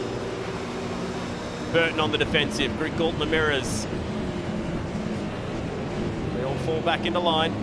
Out of here, Madison's going to set up a good exit out of turn 2 there. And he's going to try and overtake, I think, into this first chicane. So it's a great opportunity with a big stop. I think he probably took a little bit too much curve at the second 8 there, at the turn 2. And it probably just unsettled the drive, but I think he's in there. Greg Gault might go defensive in that boost entry. Does. Parks it over the left-hand side. But didn't have to go too defensive on the He can do the same strategy here, keep it tight on the exit here and try and get him up into this right-hander. Too much curve again. You can see what it does there, just delays him getting on the throttle. Lesmo 1, last time. There's your leader. And the Mobil 1 racing team about to check in for a race win here today. Ryan Walkinshaw in particular will be very happy about that. He loves his esports. Very good. I'm not too unhappy about that myself. Yep. Car looks nice out there. He's picked the night to win. Yeah, he's done a great job there. Obviously, in the stop there, we saw the change for the lead, but again, like Madison, he's backed it up with pace and gapped the field. Looks tidy. And the irony that it should be in car 22, this track has a very special place in James Courtney's heart as well for his venture into open wheelers back in the day. I think this was where the Jaguar in Formula 1 had the big crash with him as well, with a failure in that car. So right through that last chicane. Hampstead on the defensive. Have a look at the lead for Jared Filsell. He checked up at the bend to celebrate his new announcement with his team, and here he is racing and winning for Walkinshaw and Briony United. Nice work. Scott Pies got his hands together. The crowd here at Gfinity has their hands together, and he has a smile on his face. Very modest looking as well. He's a serious cat, isn't he? He's Crack a a very smile. serious dude. Early in the championship, so it's I'm sure he's extremely focused to just keep backing that up. Maybe smiling on the inside, but he has got the job done. 50 points for Jared Filsell. Hampstead, a great drive through the pack. He and Madison down, probably the two drivers of the race. They passed a lot of cars. Yeah, Madison's pace was really good at the end, but the good thing is, I mean, Jared's still doing 49.8, albeit out in front, but the pace there for him, for his best lap of the race is I think he might have even ended up with the fastest lap of the race. So clean air will help that, but certainly car speed, and yeah, I mean, Jared's done a great job there, deserved the win. So well done. And Briony, we have our second race winner of the season. Yes, and he's all very professional as well. Chuck the sponsor's cap on. Good job, Jared, taking 50 points. Race 2, well done. Yeah, I had to capitalise on that one. Phillip Island didn't go to plan for me, so I'll take them when they come. I definitely had a good setup for that one. Phillip Island struggled a little bit, as well as Josh. He made most of that setup, I didn't, so we'll see how we end up in Suzuka. Tell me about the pit stop strategy, because that obviously worked wonders for you there. Yeah, definitely. I think the undercut's massive here. I saw Brady go in, I had a sneak peek, and I saw he had a pit lane penalty, so as long as I kept it clean, that was just going to sew it up. So pretty easy race for me. Well, now that you're a race winner, have you got any words of advice for Scott Pye, your fellow Walkinshaw and Briony United driver down on the desk? I believe he's won a race. Not tonight, he hasn't. Hopefully he wins in a few weeks. Absolutely. Thank you very much, Jared. Good luck for Suzuka. Thank you. Nice try, Briony. Well done to Jared and the entire Mobil 1 racing team. And like we mentioned, Walkinshaw and all the team will be very, very happy about that. As are you, Scott. Great to see it. It's iRacing, but it's for points, it's for money, and it's exactly what these boys are here to do. They're here to win. Yeah, certainly. And to get that race win on the first night is great for your confidence and sets his championship up really well. All right, so that has set up our third and final race of the night, which will be Suzuka. But quickly, let's check out the highlights of what was a really exciting race. This was building, wasn't it? We had a feeling Monza might be good because it's just natural layout is so set for a supercar. Looked like Jake Burton struggled a little bit off the grid in the Dunlop entry. Dane Warren was so aggressive. Gee, we saw some moves over that white line in the race. Now, what happened on the opening lap here, Scott? It's hard to see what happened initially, whether there was a touch from behind, but certainly getting straightened up there by Dane was really lucky, but obviously bent the steering wrench, had to get that fixed. But you could just watch this place all day. The racing around here was really good, and we see that even in Formula 1 with the drafting. This year's race for them was crazy good to watch. But I was surprised, actually, that Madison got such an advantage in that pit stop with... I thought they lost some time coming in altogether, but Josh had lost out there as well, but I'm not sure, again, if he had to have some repairs done. Yeah, true. And we also had a drive-through penalty for Brady Myers, which explains why the Fox Sports entry dropped to the rear of the field. How about this, though? Brenton Hobson on the outside. Dane Warren, who thought he was far enough over on the inside, but there was no stopping Madison down.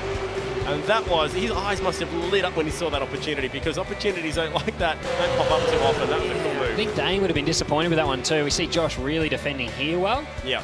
But, I mean, it's not something you would expect to have to do, to cross off the race circuit to defend down pit wall. I think that's probably what caught Dane out there, just left the door open, not on the racetrack, but off it. And then first to the checkered flag today, Jared Filsell getting the win. So like Briony alluded to, first Australian to win at Monza. And I'm so sorry, Scott. I didn't mean to make fun of you. It's okay. No. You tried. Jared had my back, though, so he was right. You did win. You did win the race to the popcorn machine earlier at the Gfinity Sports. I won a race last year, Brian. But you didn't win. Give me some credit. I have, but the popcorn's almost empty. I'm going to tip it over my head later on. The Gfinity team have everything. Yeah, nice try, Briony. Thanks, though, Jared. Possibly need. So this is really cool. I guess you could probably pick what might be this moment, but let's check out our second Shannon's classic moment of the night. Well, this guy is on fire tonight. Madison Down driving for the Shannon's team, and how fitting that he should pick up what will be our next Shannon's classic moment. It was an awesome move on the Red Bull guys, as well as the team from the Raw. They're the characters in question, and not often do we get to see 3-1 action. It started with that little bump there between the two of them mid-corner through the parabolica, and here comes the green 77. I think Dane's going to watch this back and see what Josh did, and I'm surprised. I mean, crossing over the track there up to pit wall, wouldn't normally have to do it, but today we can see they're using all the track and he was able to get the move done. But yeah, really good move. Pulled it up. Tricky part is where he had a car exiting pit lane. It's pretty easy to misjudge the braking there and clean him up. He is on fire. So go to E-Series website later today. After we go off air, we'll have our third and final one later, and you'll be able to vote for your favourite Shannon's classic moment of the night. And a reminder, the prizes there are great. So $500 up for grabs just for going on and voting for your favourite. And maybe even Madison will win $500 himself for that moment as well. So he started off the rear of the grid and made up plenty of spots, but it was Jared Filsell who really held his nerve. And 3.7 seconds, that's a pretty handy race win, Briony. Yeah, exactly. Richard Hampstead there in second, closely followed by Ethan Grieg-Gault. Jake Burton, a good result in fourth, and Madison Down starting from the rear of the grid to finish fifth, alongside Josh Rogers in sixth. And Emily Jones suffered some contact on that opening lap. She salvaged ninth place in that race. Yeah, I think salvage is the word. She did a really good job to drive that off the rear where she was stuck at the beginning of the race. So that has wrapped up two of the three races. And remember, the final race of the weekend will be a combination of points. So let's get to a break, our final one of the night, as we get set to go into the final race. Going to Suzuka next. That's coming up after this.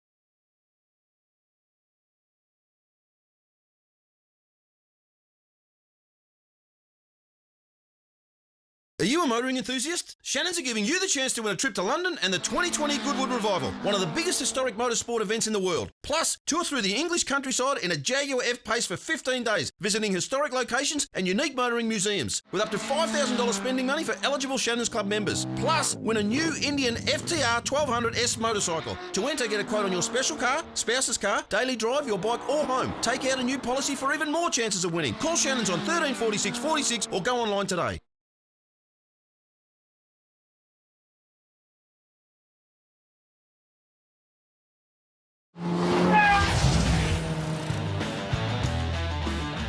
What a good night it's been so far. How are we feeling tonight at the Gfinity Arena, getting ready for our final race? There we go, of the night. A couple races so far. We've had Phillip Island and we've also had Monza. Suzuka is beckoning, not too far away from a race start there. It'll be a combination of points for the grid.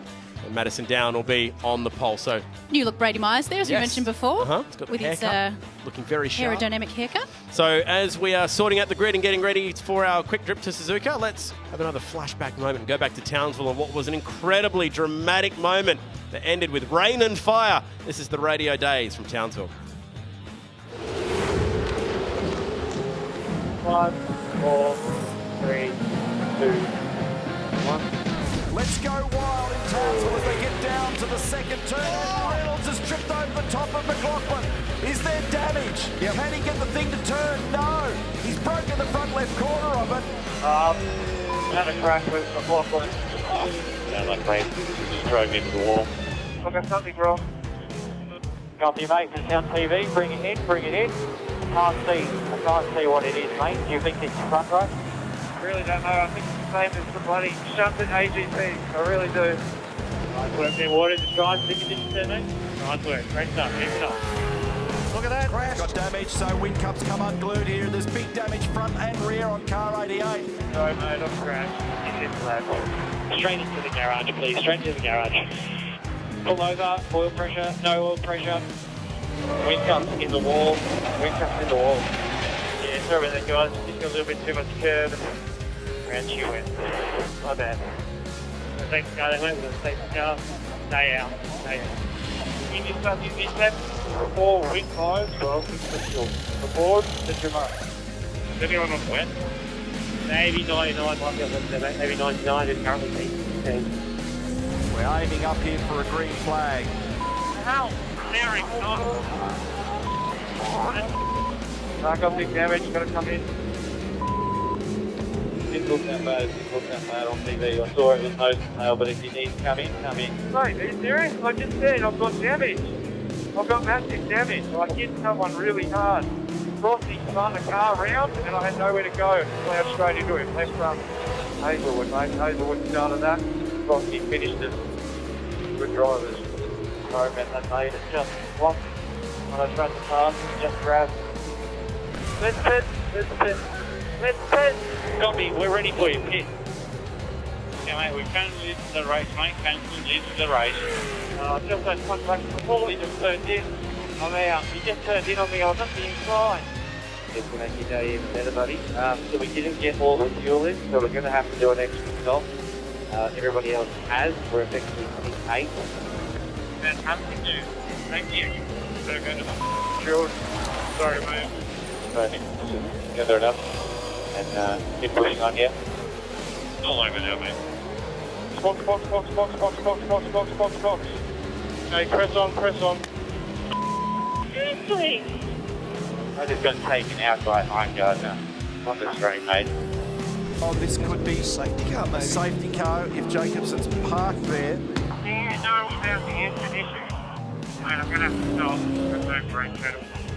Easy slap, mate. Easy slap. Push. We've got to set this up. Push. All right, mate. I heard. Safety car boards in place. Safety car boards in place. The car on the wall, left-hand side. Not sure which corner. Just after 8.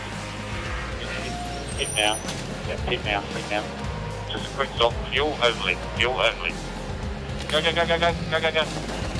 Oh, my goodness, there's a fire there at Brad Jones Racing. All right, mate. You okay there? What happened? There's been a fire in the pit lane. There's a car at the end of the pit. Perk gets out of the car. The car's been put out and there was a fire back at the bay. Well, that is a good fire. Sorry, I've got to put you in the car. I wanted to finish this race, okay? Let's just finish this thing and get minimum points. So Shane Van Gisbergen is going to sit in behind the safety car. Okay, mate, you're confirming the safety car is staying on circuit, coming with the checkered flag, buddy. He's going to greet the checkered flag. He's worked hard this afternoon, and the Red Bull Holden racing team have prevailed in a bizarre day in Townsville. Yeah, and I've still got to follow a freaking Mustang across the line. Well done. One of the more eventful days. Wow. Up at Townsville. That was a crazy, crazy race, wasn't it? My favourite was Jacobson asking if anyone knows about the drama whilst he's on fire. I'm sure there's a delay there. Engine feels wrong. It Yeah. can't have been while he's on fire, surely. You forget about how much happened in that race, and so eventful. But Scott, for you, I don't forget. I remember. It was crazy. What was that race like for you? We didn't see you feature in that one at all. So No, that was good. Wasn't Quiet it? one.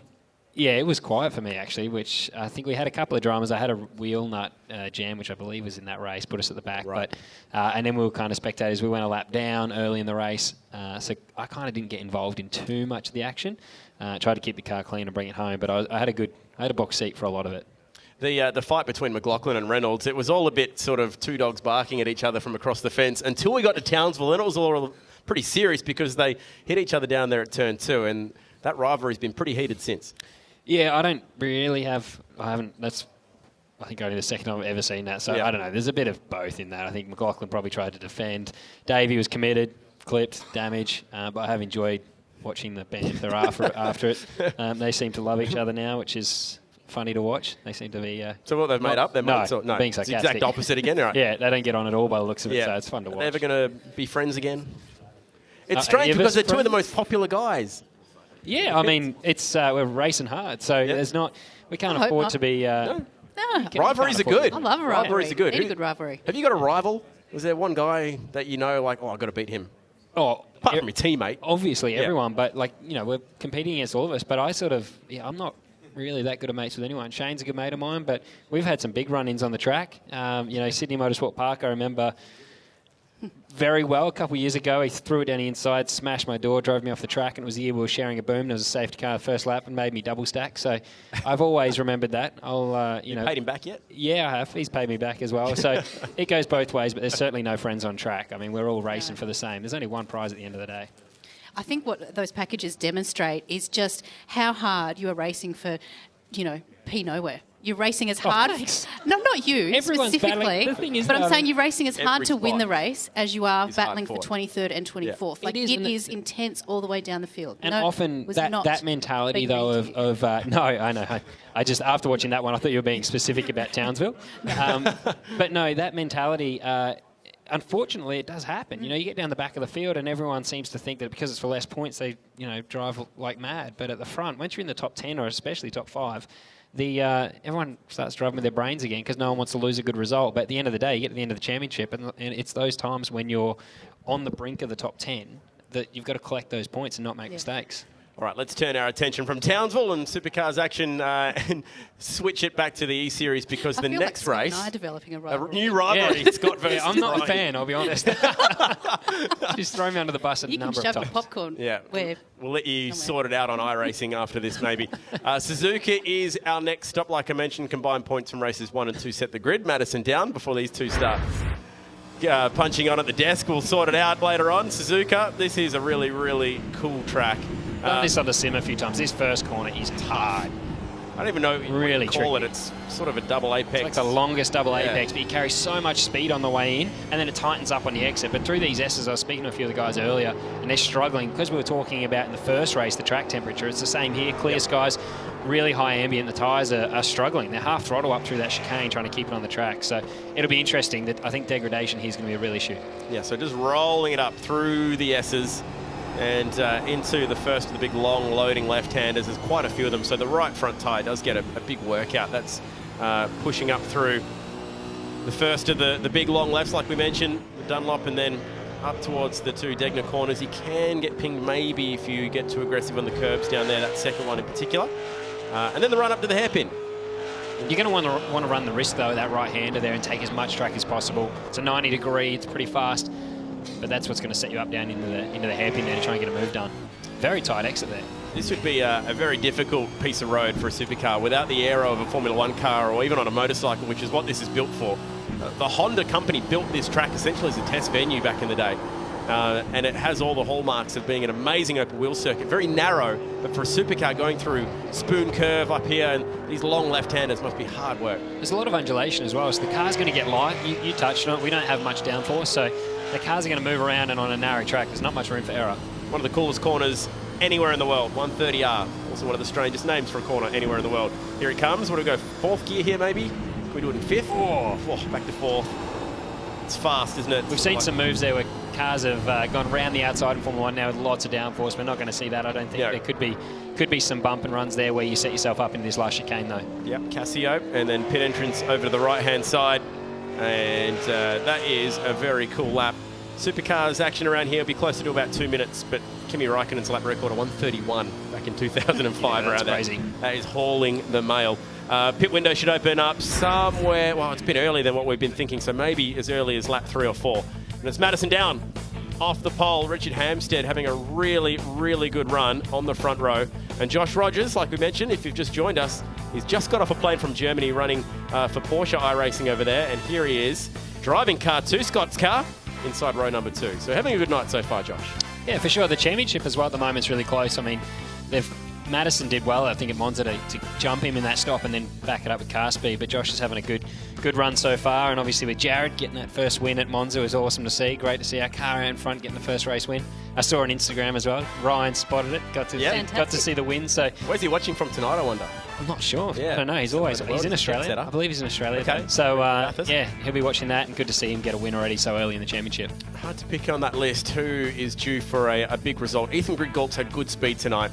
This is a really difficult track. They also had their Bathurst 1000 race. They all have a separate series which they run in, and Bathurst was on Saturday, just gone. So they're all working on setups for that. Then Phillip Island, and then Monza. But the forgotten track tonight, Briony, could be Suzuka. They still need to have a good setup for tonight. Absolutely, and Jake Burton starting on the second row there. I think that's probably the best starting spot he's had tonight from memory. Could be completely wrong, but watch out for him on the second row. Hopefully he's got his bad start out of the way at Monza. Exactly. So there's the 2 Walkinshaw Andretti United boys wearing the exact same gear that Scott Pye's got on. They are part of that team, and it's so good to see the Supercars teams, and it's not just a token entry into the field. They are really into it. No, exactly. The teams are right behind. We've got Brad here tonight who's obviously supporting it as well. We've got Jason from Boost down here who's obviously watching on for these guys here at GRM, but it is a real investment the teams have made here. They're genuinely interested in what's happening here, and for our partners as well, opens us up to a whole new demographic. So for our sponsors and everything, they're right behind this. You know, for me to come here, it was obviously a good opportunity, but we've also had the guys in the shop. We've had Jared at the racetrack, so you know they're integrating. You know, they really are a part of the team. I think I can also see Tom from the Red Bull Holden Racing team enjoying a choc top. Nice. So he's putting in the hard yards as well tonight. Popcorn. Thank you, Tom, for being here and doing everything you can to help Dane. Yeah, good one. So very cool to have some of the real Supercars people from the paddock here tonight, including Brad Jones, like you mentioned. Not too far away from getting a race start here. How cool are the Logitech steering wheels that they're all using? So everyone's using the same stuff. But again, this is the only night that they're all going to be here. So rounds 2 to 6, they're racing from home. And that will be using their own gear, a range of gear then. So they've got the Logitech stuff tonight, the Logitech driving force wheels, doing an amazing job. That force feedback stuff is really, really important. Let's go racing for the final time tonight. Madison down. Can he bank another race win to finish the night in the Shannon's entry? Can Richard Hampstead get the job done in the next level team? Away we go at Suzuka. No wheel spin for Madison there. Qualifying around here is going to be so important. I think overtaking is going to be tough. Just covers him down at turn 1. We won't get a centre cross moment like we had back in 1990. And who's the man on the outside? I think it might have been Josh Rogers. Yeah, Richard went defensive there through turn 1, kept the tight line. Oh, contact between Phil Sell and Dane Warren. He got him in the left rear quarter panel. Hopefully no bent steering for the 22. I reckon now's when you have a real crack. Around here, overtaking is going to be hard. So this first lap, this is the opportunity to make most of it. Hard early.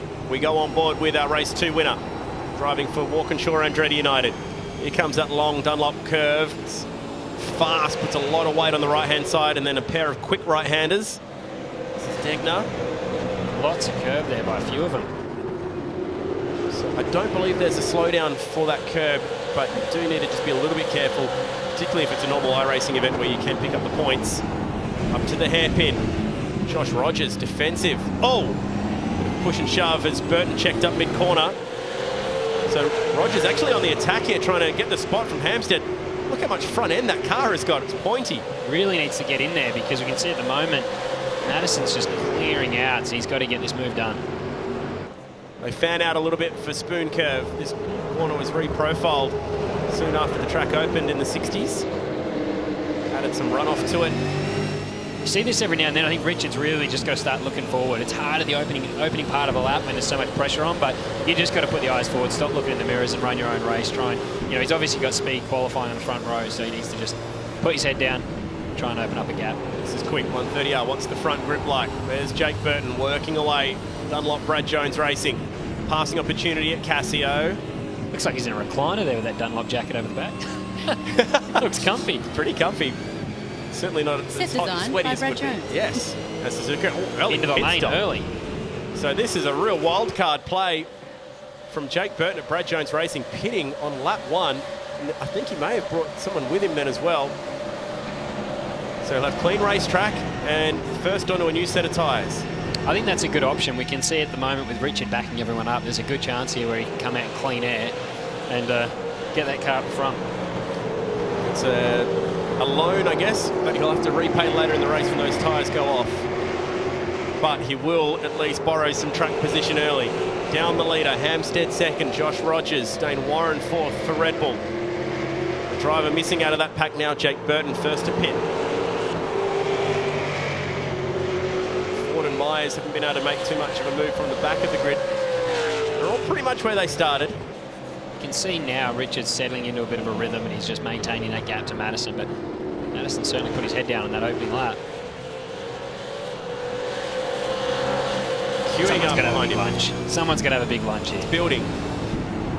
This could be the spot. There we go. At the hairpin. Oh, carried some good entry speed. This is Josh Muggleton that we ride on board with. For Knight Rider. You can hear the tyres working. And we did see an early pit stop, so a good chance to check in with our Melbourne-based pit reporter, Jonathan Simon. Jonathan, what did you think of the early stop from Jake Burton? Jake's been talking to me about how he thinks an early pit stop's going to help get himself in some clear air and then possibly lap away here very quickly without having to deal with traffic. So look out for him once everybody else makes their stop. But with such a hot track temp, you'd think his tyres are going to drop off towards the end of the event. I totally agree with what you're saying. I can't see him getting 7 odd laps out of a set of tyres here to the checkered flag. 8 laps, in fact. Casio, that was a big slide mid-corner for Rogers. He did a good job to save it. These guys are fighting each other so hard, though. They're going to be killing the tyres anyway. I think that's why Josh has had to take the dive in. They'll pay the price anyway if they stay out there and chew the tyres and lose lap time. So Rogers in. And what is this fight going to be like now? We'll get a real answer between he and Jake Burton. What was Burton's outlap like? We're about to find out. It's about 30 seconds to transit the lane and take about 8 seconds worth of time getting 4 tyres. You can take fuel as well. It works out. Jonathan Simon did the numbers. You can take about 18 litres of fuel in the time it takes to take 4 tyres. So you can start with a lighter tank. The other thing that we'll note as well, I think, later in the race is those that do stay out, like Jared, a few have peeled off in front of him and has managed to clean up some air, so he's going to be able to put his head down now and close that gap before he pits. It's the rejoin. It's tight. He has to really commit to the outside at turn 1. They meet on the apex at Run turn him wide. 1. Squeeze him out. And they have to bang doors. And on cold tyres, car 2 is struggling. Rogers out on his feet for a moment. Around the outside goes Burton. It's a hold your moment, hold your breath moment. He's pulled it off. That was a really good move. And with the team boss here to watch tonight, that is a big move from the Dunlop Brad Jones Racing driver. Scrap and fight and take every spot you can get. And it's not over yet. Big slide through Dunlop, ironically, for the Dunlop car. That's a big move around the outside there. And he's got him back. So Rogers then runs it slightly wide at Degner. This is the scrap of the night so far. This could as well, though. As soon as those tyres are in, the rears on Josh's car are going to have so much more grip, even just with that couple laps up his sleeve. It's important to get that done, though, and get the clean air so he can now use that green tyre. He's only got that 1 extra lap advantage, but it'll help around here with this massive tip. The man in the background's Josh Muggleton. He'll be liking what he can see up the road, trying to reel these guys in. But that was a big move from Josh Rogers. They're going to be hoping they haven't lost too much time in that battle, though, because as others start to pit, this is where he really needed to jump Richard. If that cost him too much and Richard comes out in front of him, then it's all done. Richard's got fresher tyres and still track position. Yeah, well, you sort of negate the undercut by scrapping with someone on the racetrack, so that may have cost him some time. It's been a really big year for Josh Rogers. Signing for Walkinshaw and Briony United is the icing on the cake. Picked up the VRS GT iRacing World Championship driving for Coanda Simsport, so that is a huge effort. He's currently leading the Porsche Super Cup Championship. One race left, Scott. It pays 50k to win. He's just 19 years of age. He's having a very, very good year. He is. I think he's pretty nervous about that one as well. There's a lot of pressure riding on that, and he is close at the top of that championship. So leading it at the moment, see if he can hang on to it. Is he going to be leading this race once this pit stop window is closed? So Hobson in. He's also brought Ian Ford with him in the Boost Mobile entry. I think this will be real close. Out they come, and there they go. There goes Rogers, and waiting on Jake Burton to enter the frame as well. So they've managed to get around him. What that shows, though, is how big tyre deck is. So the undercut was massive, so huge. It will be interesting. They were in. So I just wonder if the race leader might have gone a bit long here as well. Down has dropped back a few spots as well. So it's now Warren Jones down the top three. Down Hampstead, Rogers, the first to have made their way out of the pits. So Hampstead able to pick up one or two, or at least hold off those spots in the pit stop window by the looks of it. Yeah, I think that really could have cost Josh then. I think it's only a second between himself and Richard, and that really could have all been done with that battle on the outlet. I mean, hypothetically, he should have covered them with the undercut. So it shows you how much time he lost. Go back on board with Rogers. Yeah, I got that wrong, actually. I thought he had jumped them, but they've maintained. I think that 1 second to Richard, but it looks like 2 seconds from Richard to Madison, though. I think he had it comfortable. So what do you do if you're Dane Warren here in the Red Bull car? He was sideways then going through 130R, and he's backing it in at Casio. Does he pit now and give up the undercut? Knowing that those guys had a battle behind him, he comes in. Oh, that was close to the pit entry fence. And wipes off the speed to serve his pit stop. That just leaves Emily Jones as the last driver on track, yet to make a stop. And she's in the lane as well, so there you go. So last two drivers to pit. Who's going to win the final race of the night? Down the effective leader. Warren and Jones in the lane, and the rest of the pack are in the Casio chicane, which leads you onto the front straight. Watch that Red Bull car to jump out of the lane. Where will it reappear? Presumably somewhere around that Rogers, Philcell, Burton battle. About to find out. Here comes Hampstead and just gets Rogers. So that shows you again just how much time they lost. This has played out really nicely for Warren. He's third on the track and with the best tyres. Yeah, I think if he had gone a little bit longer, he might have lost some track position, but interesting going there in sort of middle of the race. He could have maybe gone a little bit later and just had really fresh tyres, because with only a couple of laps overlap, it's still going to be hard to overtake now. So Hampstead in a reverse case scenario to what we saw in race one. Now it's the Red Bull car putting the pressure on the next level, Commodore. I'm impressed. I mean, the amount that car was moving around before he pitted, I thought he would have had to have been bleeding, but he's hung on in there well. There's Dane Warren, a picture of concentration. I haven't seen many of them blink tonight. No. Taking in as much information as possible. He has a quick breath as they approach the hairpin. Dying stages of the opening round. Three really entertaining races, Monza and Suzuka in particular. Oh, really good exit from Dane Warren. Has he got the overlap? Oh, not quite. Have to be patient again now. Where is he thinking? Can he set him up out of 130R? Makes the move at the chicane. Oh, no, he gets the dirt on the right side, nearly loses it at the spoon curve. That was a quick save. I think around here, the exit's really important. He's got good tyres, so I think you just focus on his run out of the corners and you'll be able to get him. Tucked in the slipstream, we go over the bridge. It'd be good to see him throw it down here in 130. That would be seriously brave. I think he should do it for us anyway. Go on. No full send. This time, as we check out the Logitech data, they are doing over 200 kilometres per hour. And he's lost so much speed mid-corner there that he can't even get the job done at Casio. And as a result, Josh Rogers will close in as well. Jared's moved up a little bit in this race as well.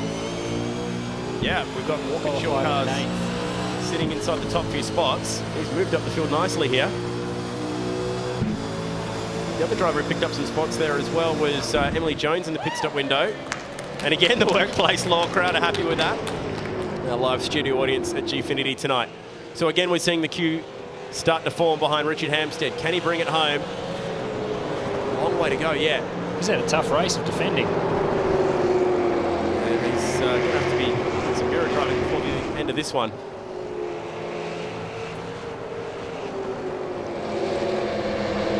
Three to go next time by on a 5.8 kilometre circuit, so long way home. We're going to have to see Dane. I think he's going to send it. He's got to at some point. He's got a good run here. He's going to go to serious pressure himself because he's got the very fast Josh Rogers on approach. Through Degner.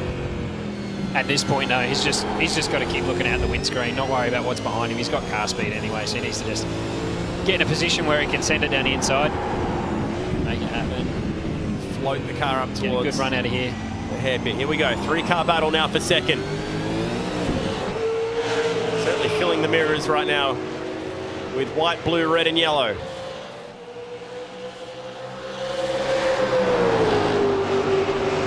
That's part of the track. Float the car up through the spoon curve, aptly named. Oh, he's wide, and there's an overlap this time. There we go. Still could hang on the outside. Should make this stick, surely, Dane Warren. He does. Now, how does the two play himself into this battle? Should be able to get a run on the next level car. Can we go side by side through 130R? Dane's just got to really leave him bare minimum here. Oh, he's met him wide. Josh Rogers is hooked on that left rear. He's got a real run. Defend here. He does. They are on the absolute limit. This is where Josh can set up a switchback. Phil Self should be in this as well now because they're costing each other some time. Struggling for drive. Phil Self could be on here. Phil Self's reeling him in. So down now. Warren second, Hampstead third, then the pair of Walkinshaw cars fourth and fifth. Lap times that time by 2:07 for Madison Down. Bathurst times really 2:07.7 for Dane Warren, and both Hampstead and Rogers in the 2:08s in this little battle pack. Fastest car last lap, Emily Jones, so she's using those fresh tyres nicely at the moment. She's seventh. Can she catch the back of Jake Burton? Remember, Burton first to pit. As a result, 2:08.2, so he's really struggling, but managing just to hold on to it. Muggleton and Myers out the back. I'm not sure what happened to Josh Muggleton in this race. 2:08.8, his best lap, so struggling potentially with some damage. Maybe picked up a knock early. I think it took Dane a little bit too long to get past him. He's probably used up the best of his tyres, but I think Madison's going to be hard to catch here now. If he had maybe got the move done straight away, early out of the pits, might have had a shot. I think it chased him down, but it'd be interesting. The gap is 3.6 seconds. We'll keep an eye on it. Will it come down? There is Josh Rogers. Come on, Josh, send it in there. What a big year it's been for this guy so far. Like we mentioned, he's now a world champion in the VRS GT series, but he's picked up 24-hour wins at the Le Mans, Nürburgring and Daytona races. Good list. Good list. Incredible year he's having, just 19 years of age and the youngest in the field. We'll have to start wording up Ryan Walkinshaw for an evaluation drive maybe. Nah, I'm all right. Yeah, I think keep him on the sim. You're quite happy where you are. He's clearly got a lot of talent. He does a lot of karting as well, so went through that pathway. He's turned his attention to sim racing, so Dane Warren is driving away from these guys. What was a 3.6 second gap? It's down to 3.4. Jared's right there now as well. I'll be interested to see what happens at the end of the race. I like how Jared's got the white wheels on. That's helping me tonight. Oh, I've only just noticed that. It was the first time you really noticed it. The two cars together. Old school. Here's your race leader. 2 to go for Madison Down. Just over 10 kilometres of Suzuka. Track-based few hours train ride south of Tokyo. They're going to be playing it smart, but it'd be nice to see someone just send it in big, wouldn't it? Right at the end of the race. See a scrap. Last couple of laps, I think we're going to see someone just have a big dip. Well, the two Walkinshaw cars are looking ominous. Maybe not those two. They've got the speed. So last laps, gee, not much in it between the leaders. Dane Warren just a 1/10 of a second quicker than Madison Down, and what was a 3.4 second gap is now a 3.39 second gap, so it's almost negligible gap coming down very slowly. This is good to see, but it's hard being the second driver in the team. You know, you're obviously conscious that it's your teammate. I think Jared's got pace, but he'll know as well, though, that Josh is being held up here. So he's going to want to have a go because there's an opportunity, but at the same time, I think that if Josh was clear of Richard as well, both of our guys at Walkinshaw could move forward and get a gap. So I think Jared's going to allow Josh to have a go. If he doesn't get it done, though, I'm sure by the end of the race, Jared's going to be wanting to have his own shot. Yeah, well, we've seen this at Red Bull before where they try and orchestrate this. Yeah, I was just thinking, this reminds me of, I think it was... Lowndes and Van Gisbergen. Lowndes and Van Gisbergen. It's like, let me past, and if I can't get him, give it back. But yeah, I think when there's a difference in tyre quality, you'd allow that at the moment. They seem pretty similar in speed. So it'd be hard for one to give it up when they're right in the back of the car in front. I think here you got to run your own race. Obviously, you keep in mind it's your teammate, don't do anything silly, but you just got to race each other hard, try and keep it clean. Here comes the fast bit. Hampstead is steadied for third spot. They're in a luxury with a gap behind as well, so someone can have a go here and not lose out too much if it doesn't work out, which we saw at Phillip Island. Yes. Be able to redress it, carry on racing without really losing any other positions. Hampstead is keeping his cool. He's got two of the most fancy drivers in world sim racing behind him, and I mean that when I say anywhere in the world, because Josh Rogers, definite international pedigree, but so too is Jared Filsell running in the International Super Cup Championship. In the background, Emily Jones has caught and passed Jake Burton, so she's got that move made for sixth. That's a really nice job from Emily Jones, making the most of the tyre life. Ooh. Burton with a moment on the brakes down at turn one, so... Emily's driving that car nice and straight, getting off the turns well. Not too much curve there. And again, she is really quick at the moment in the 208s that time, but only because she caught Jake Burton, who's now really struggling in the 209s after his early pit stop. 3/10 has been taken out of the race leader, but he's going to run out of laps yet. Still 3 seconds on the dot between Down and Warren. What a good start to the championship for Madison Down. Just needs to bring it home. Half a lap to go.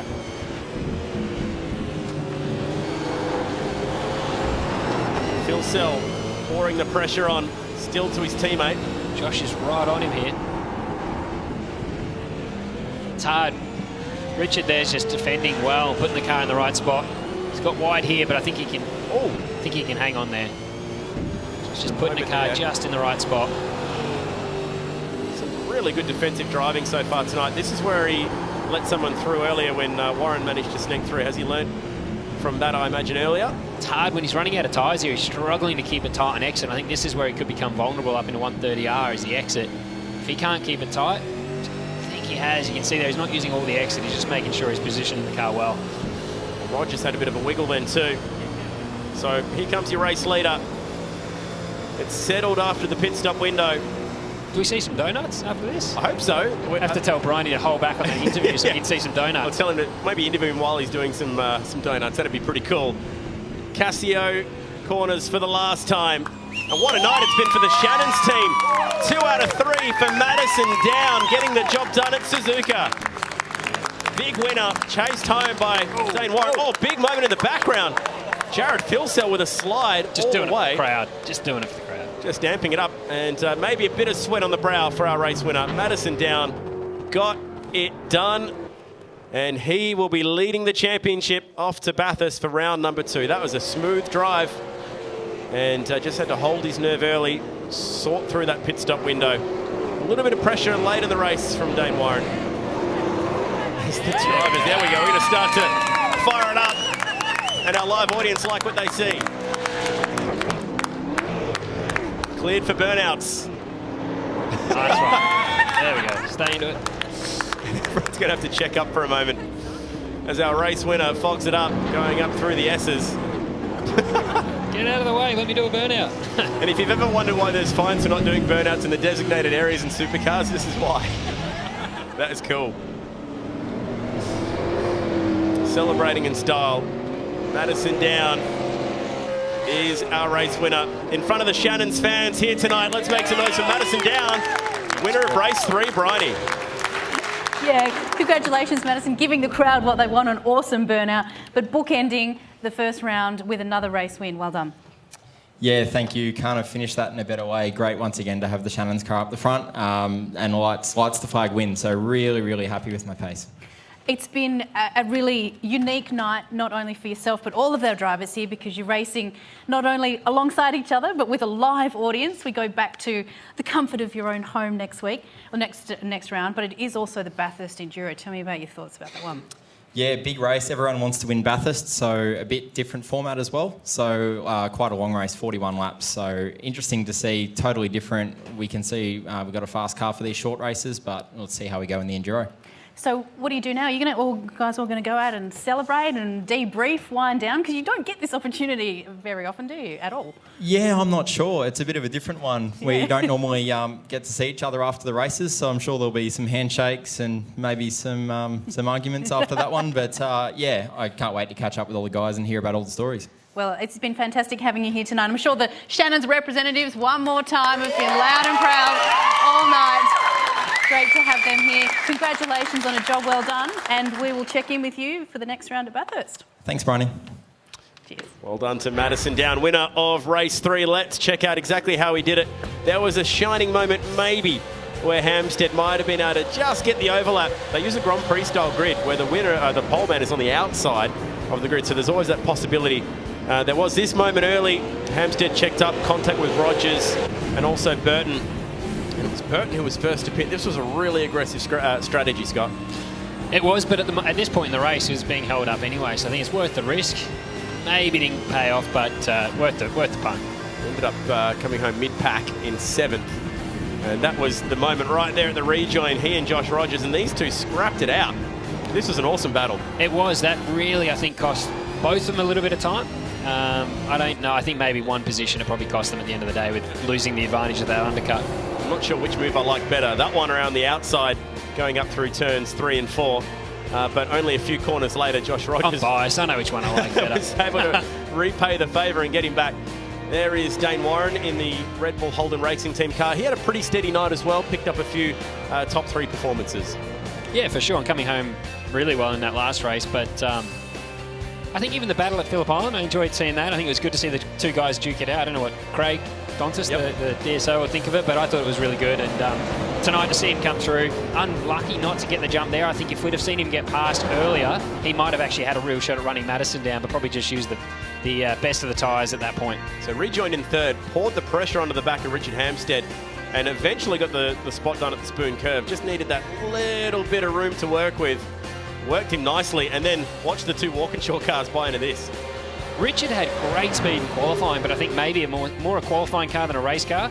But one of the drives of the nights, I think, to hold off those guys for the way he did with a car that probably wasn't the fastest out there. He had to drive it really straight and narrow, but yeah, certainly did a good job to hang on there. Yeah, earned his podium, and this guy earned his race win. 2 out of 3 tonight for Madison Down in front of the live audience tonight at Gfinity Studios. That is a really, really big win, and he's won 2 of the first 3 races of the season. What a way to start. Fantastic start. You know what, I reckon if we asked them all, they'd want to just start all over again. Like, okay. Especially those that didn't win. No, we've got the nerves out of the way. You know, we're ready to go. Let's just start all over again and do it. And a bit of a sweat going as well, Madison, there, so they're working it's hard away. work there, yeah. The big advantage now, though, they get to go back home, get the familiar setting, because sim racing is such a personal thing. You get so used to the way things are set up. So it was a massive thing for these guys and girls to come out and use other equipment and sit next to each other. Yeah, for sure. It's no different to if I was to swap cars with James Courtney. Our cars are effectively the same, but our ergonomics are slightly different. What we like is slightly different.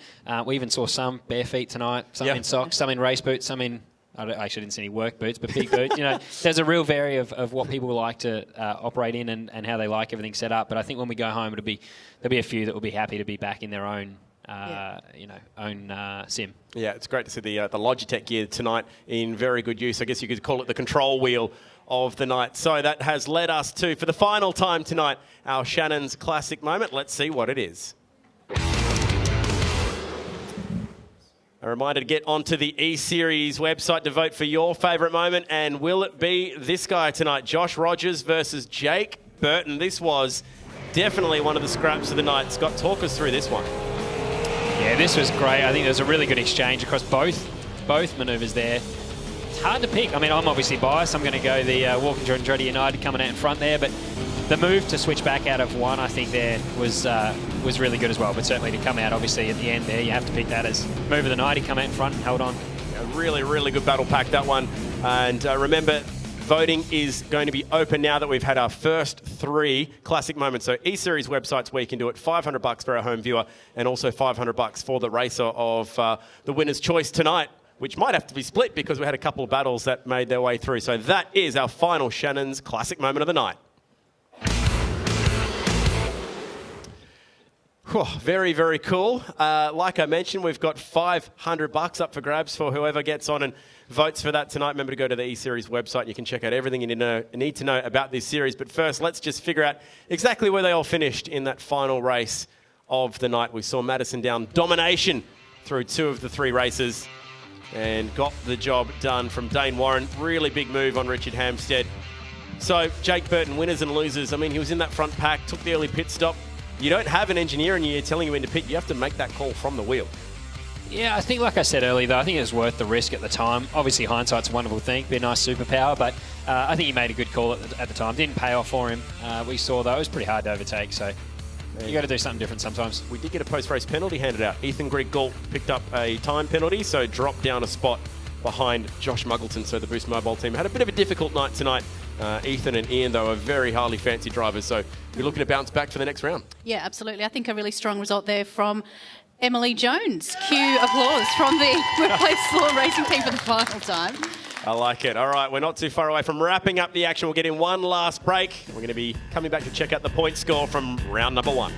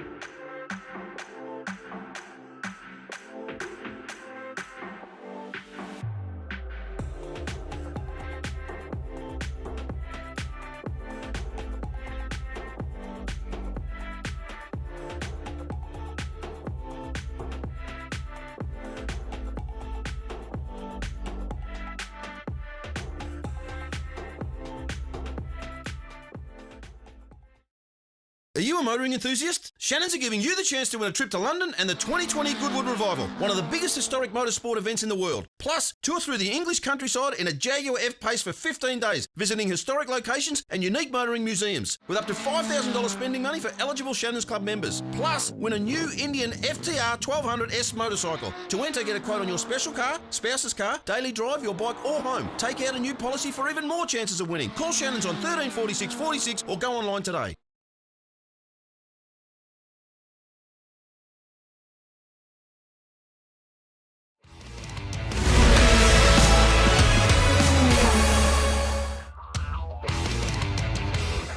a trip to London for the 2020 Goodwood Revival, a fantastic celebration of motorsport covering the 40s, 50s and 60s. But there's also the chance to win this beast, the Indian FTR 1200S. To enter, just go to shannons.com.au and request a quote. It's been a big night for the opening round of the Gfinity Supercars Eseries, brought to you by Shannons. And it's the Shannons team who have really cleaned up in the opening night. Madison Down, winner of race 1. He backed that up with another good race at Monza and then a really good race at Suzuka to go 2 from 3 the opening night of the championship. It's Madison Down, and the Madison Down crew here tonight for Shannons are very happy to see him now top of the ladder. And that is a pretty good score. 126 out of a possible 150 points. Not a bad way to start. Richard Hampstead slots in a second. So, Scott Pye, that shows how important that drive was from Richard Hampstead late in the race to be fending off so many cars. I think as well, Monza seems to have played a bigger part than I thought it would have actually, with that coming through for 5th. I think he finished there. So good recovery from the back of the field with the reverse grid, but obviously 2 wins. It's hard to not be leading the championship. We won 2 out of 3, but from our perspective, awesome to see us get a win already as well. So yeah, I think Madison's going to be tough to beat, but there's a few guys right in there. I think that even seeing Dane come through at Suzuka was really impressive.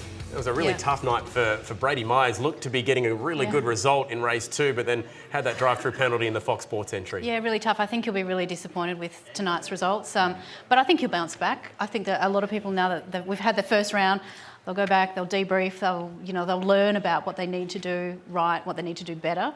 And as we've mentioned, I don't think we can underestimate the importance of the next one being at home, in their own own equipment. Could be totally different results. Exactly. Yeah. There's one thing as well, you never, in a long championship, this is a fairly long championship, you can't let one result affect the next. So I think you did a good job tonight to get through Monza. That's what happened. You put it in the back pocket, remember it, learn from it, but don't let it affect the next result. And I think, once they get home back in their comfort zone, you can drop 2 races, so I'm getting the feeling that maybe Brady's just going to throw tonight out and focus on the later part in the championship. From here we go to Bathurst. I mean that in both a literal and virtual sense, because we cannot wait to go to the mountain, and it all starts here Tuesday night, October 8. 250 kilometres, so it's the identical thing that what we see in the Dunlop Super 2 race. Scott, 1,000 kilometres is one thing, but 250 Ks with no co-driver, that's going to be a really tough night. It is, yeah. I mean, our development series, Super 2, they do a long race endurance. It is hard on your own. So for us, we've got potentially a triple stint at the end of the race. It's bloody tough, but certainly we saw how much they're sweating tonight. They're still working hard, even though they're in a closed environment with the air conditioning on. Yeah, I think it's going to be an interesting race. There's going to be a real strategy to keep the car straight around there. It's easy to bend something and lose some time in the pits. And 150 points to win, so huge. that changes everything. Absolutely, there's a lot on the line. But before we let you go for your guest appearance here, Bathurst, the real one, the Bathurst 1000, as we've mentioned throughout the night, you've been on the podium there a couple of times in recent years. How are you feeling heading into the biggest race of the year? Yeah, really good. We've obviously, like you said, had a couple of good results there, but there's no guarantees based off previous results. So we go there, everyone's on a level playing field. It's been a tough championship for us. There's no denying it. We've struggled, but we're putting a lot of emphasis on Bathurst. As a team there, if you can do a good job throughout the day, keep the car straight, you're in a good position for the end of the race. My training and everything's gone really well in the lead up. There's no one that's unfit in our championship anymore, so we need to be able to perform at 110% all day with no mistakes, and the best man will come out on top. There's not been, for me personally, there's not been a point where I've walked away from that race feeling like I should have won it yet. Hopefully this is the year that we can get it done and genuinely deserve to get the win at the end of the day. I wish you all the best, and I truly do mean that. I'm sure you do. And it's great to have you here tonight, Scott, so thank you. A big thank you to everyone who's pitched in around here at Gfinity to make tonight possible, and to Supercars, and to our broadcast partners, of which there are many, including Fox Sports. Looking forward to the Bathurst channel starting, and everyone who's watched on Twitch or anywhere else that we've been streaming. Thank you for joining us. Thanks to everyone in the live studio tonight as well. We hope you enjoyed the opening round of the Gfinity Supercars Eseries, brought to you by Shannons. We'll see you in a couple of weeks.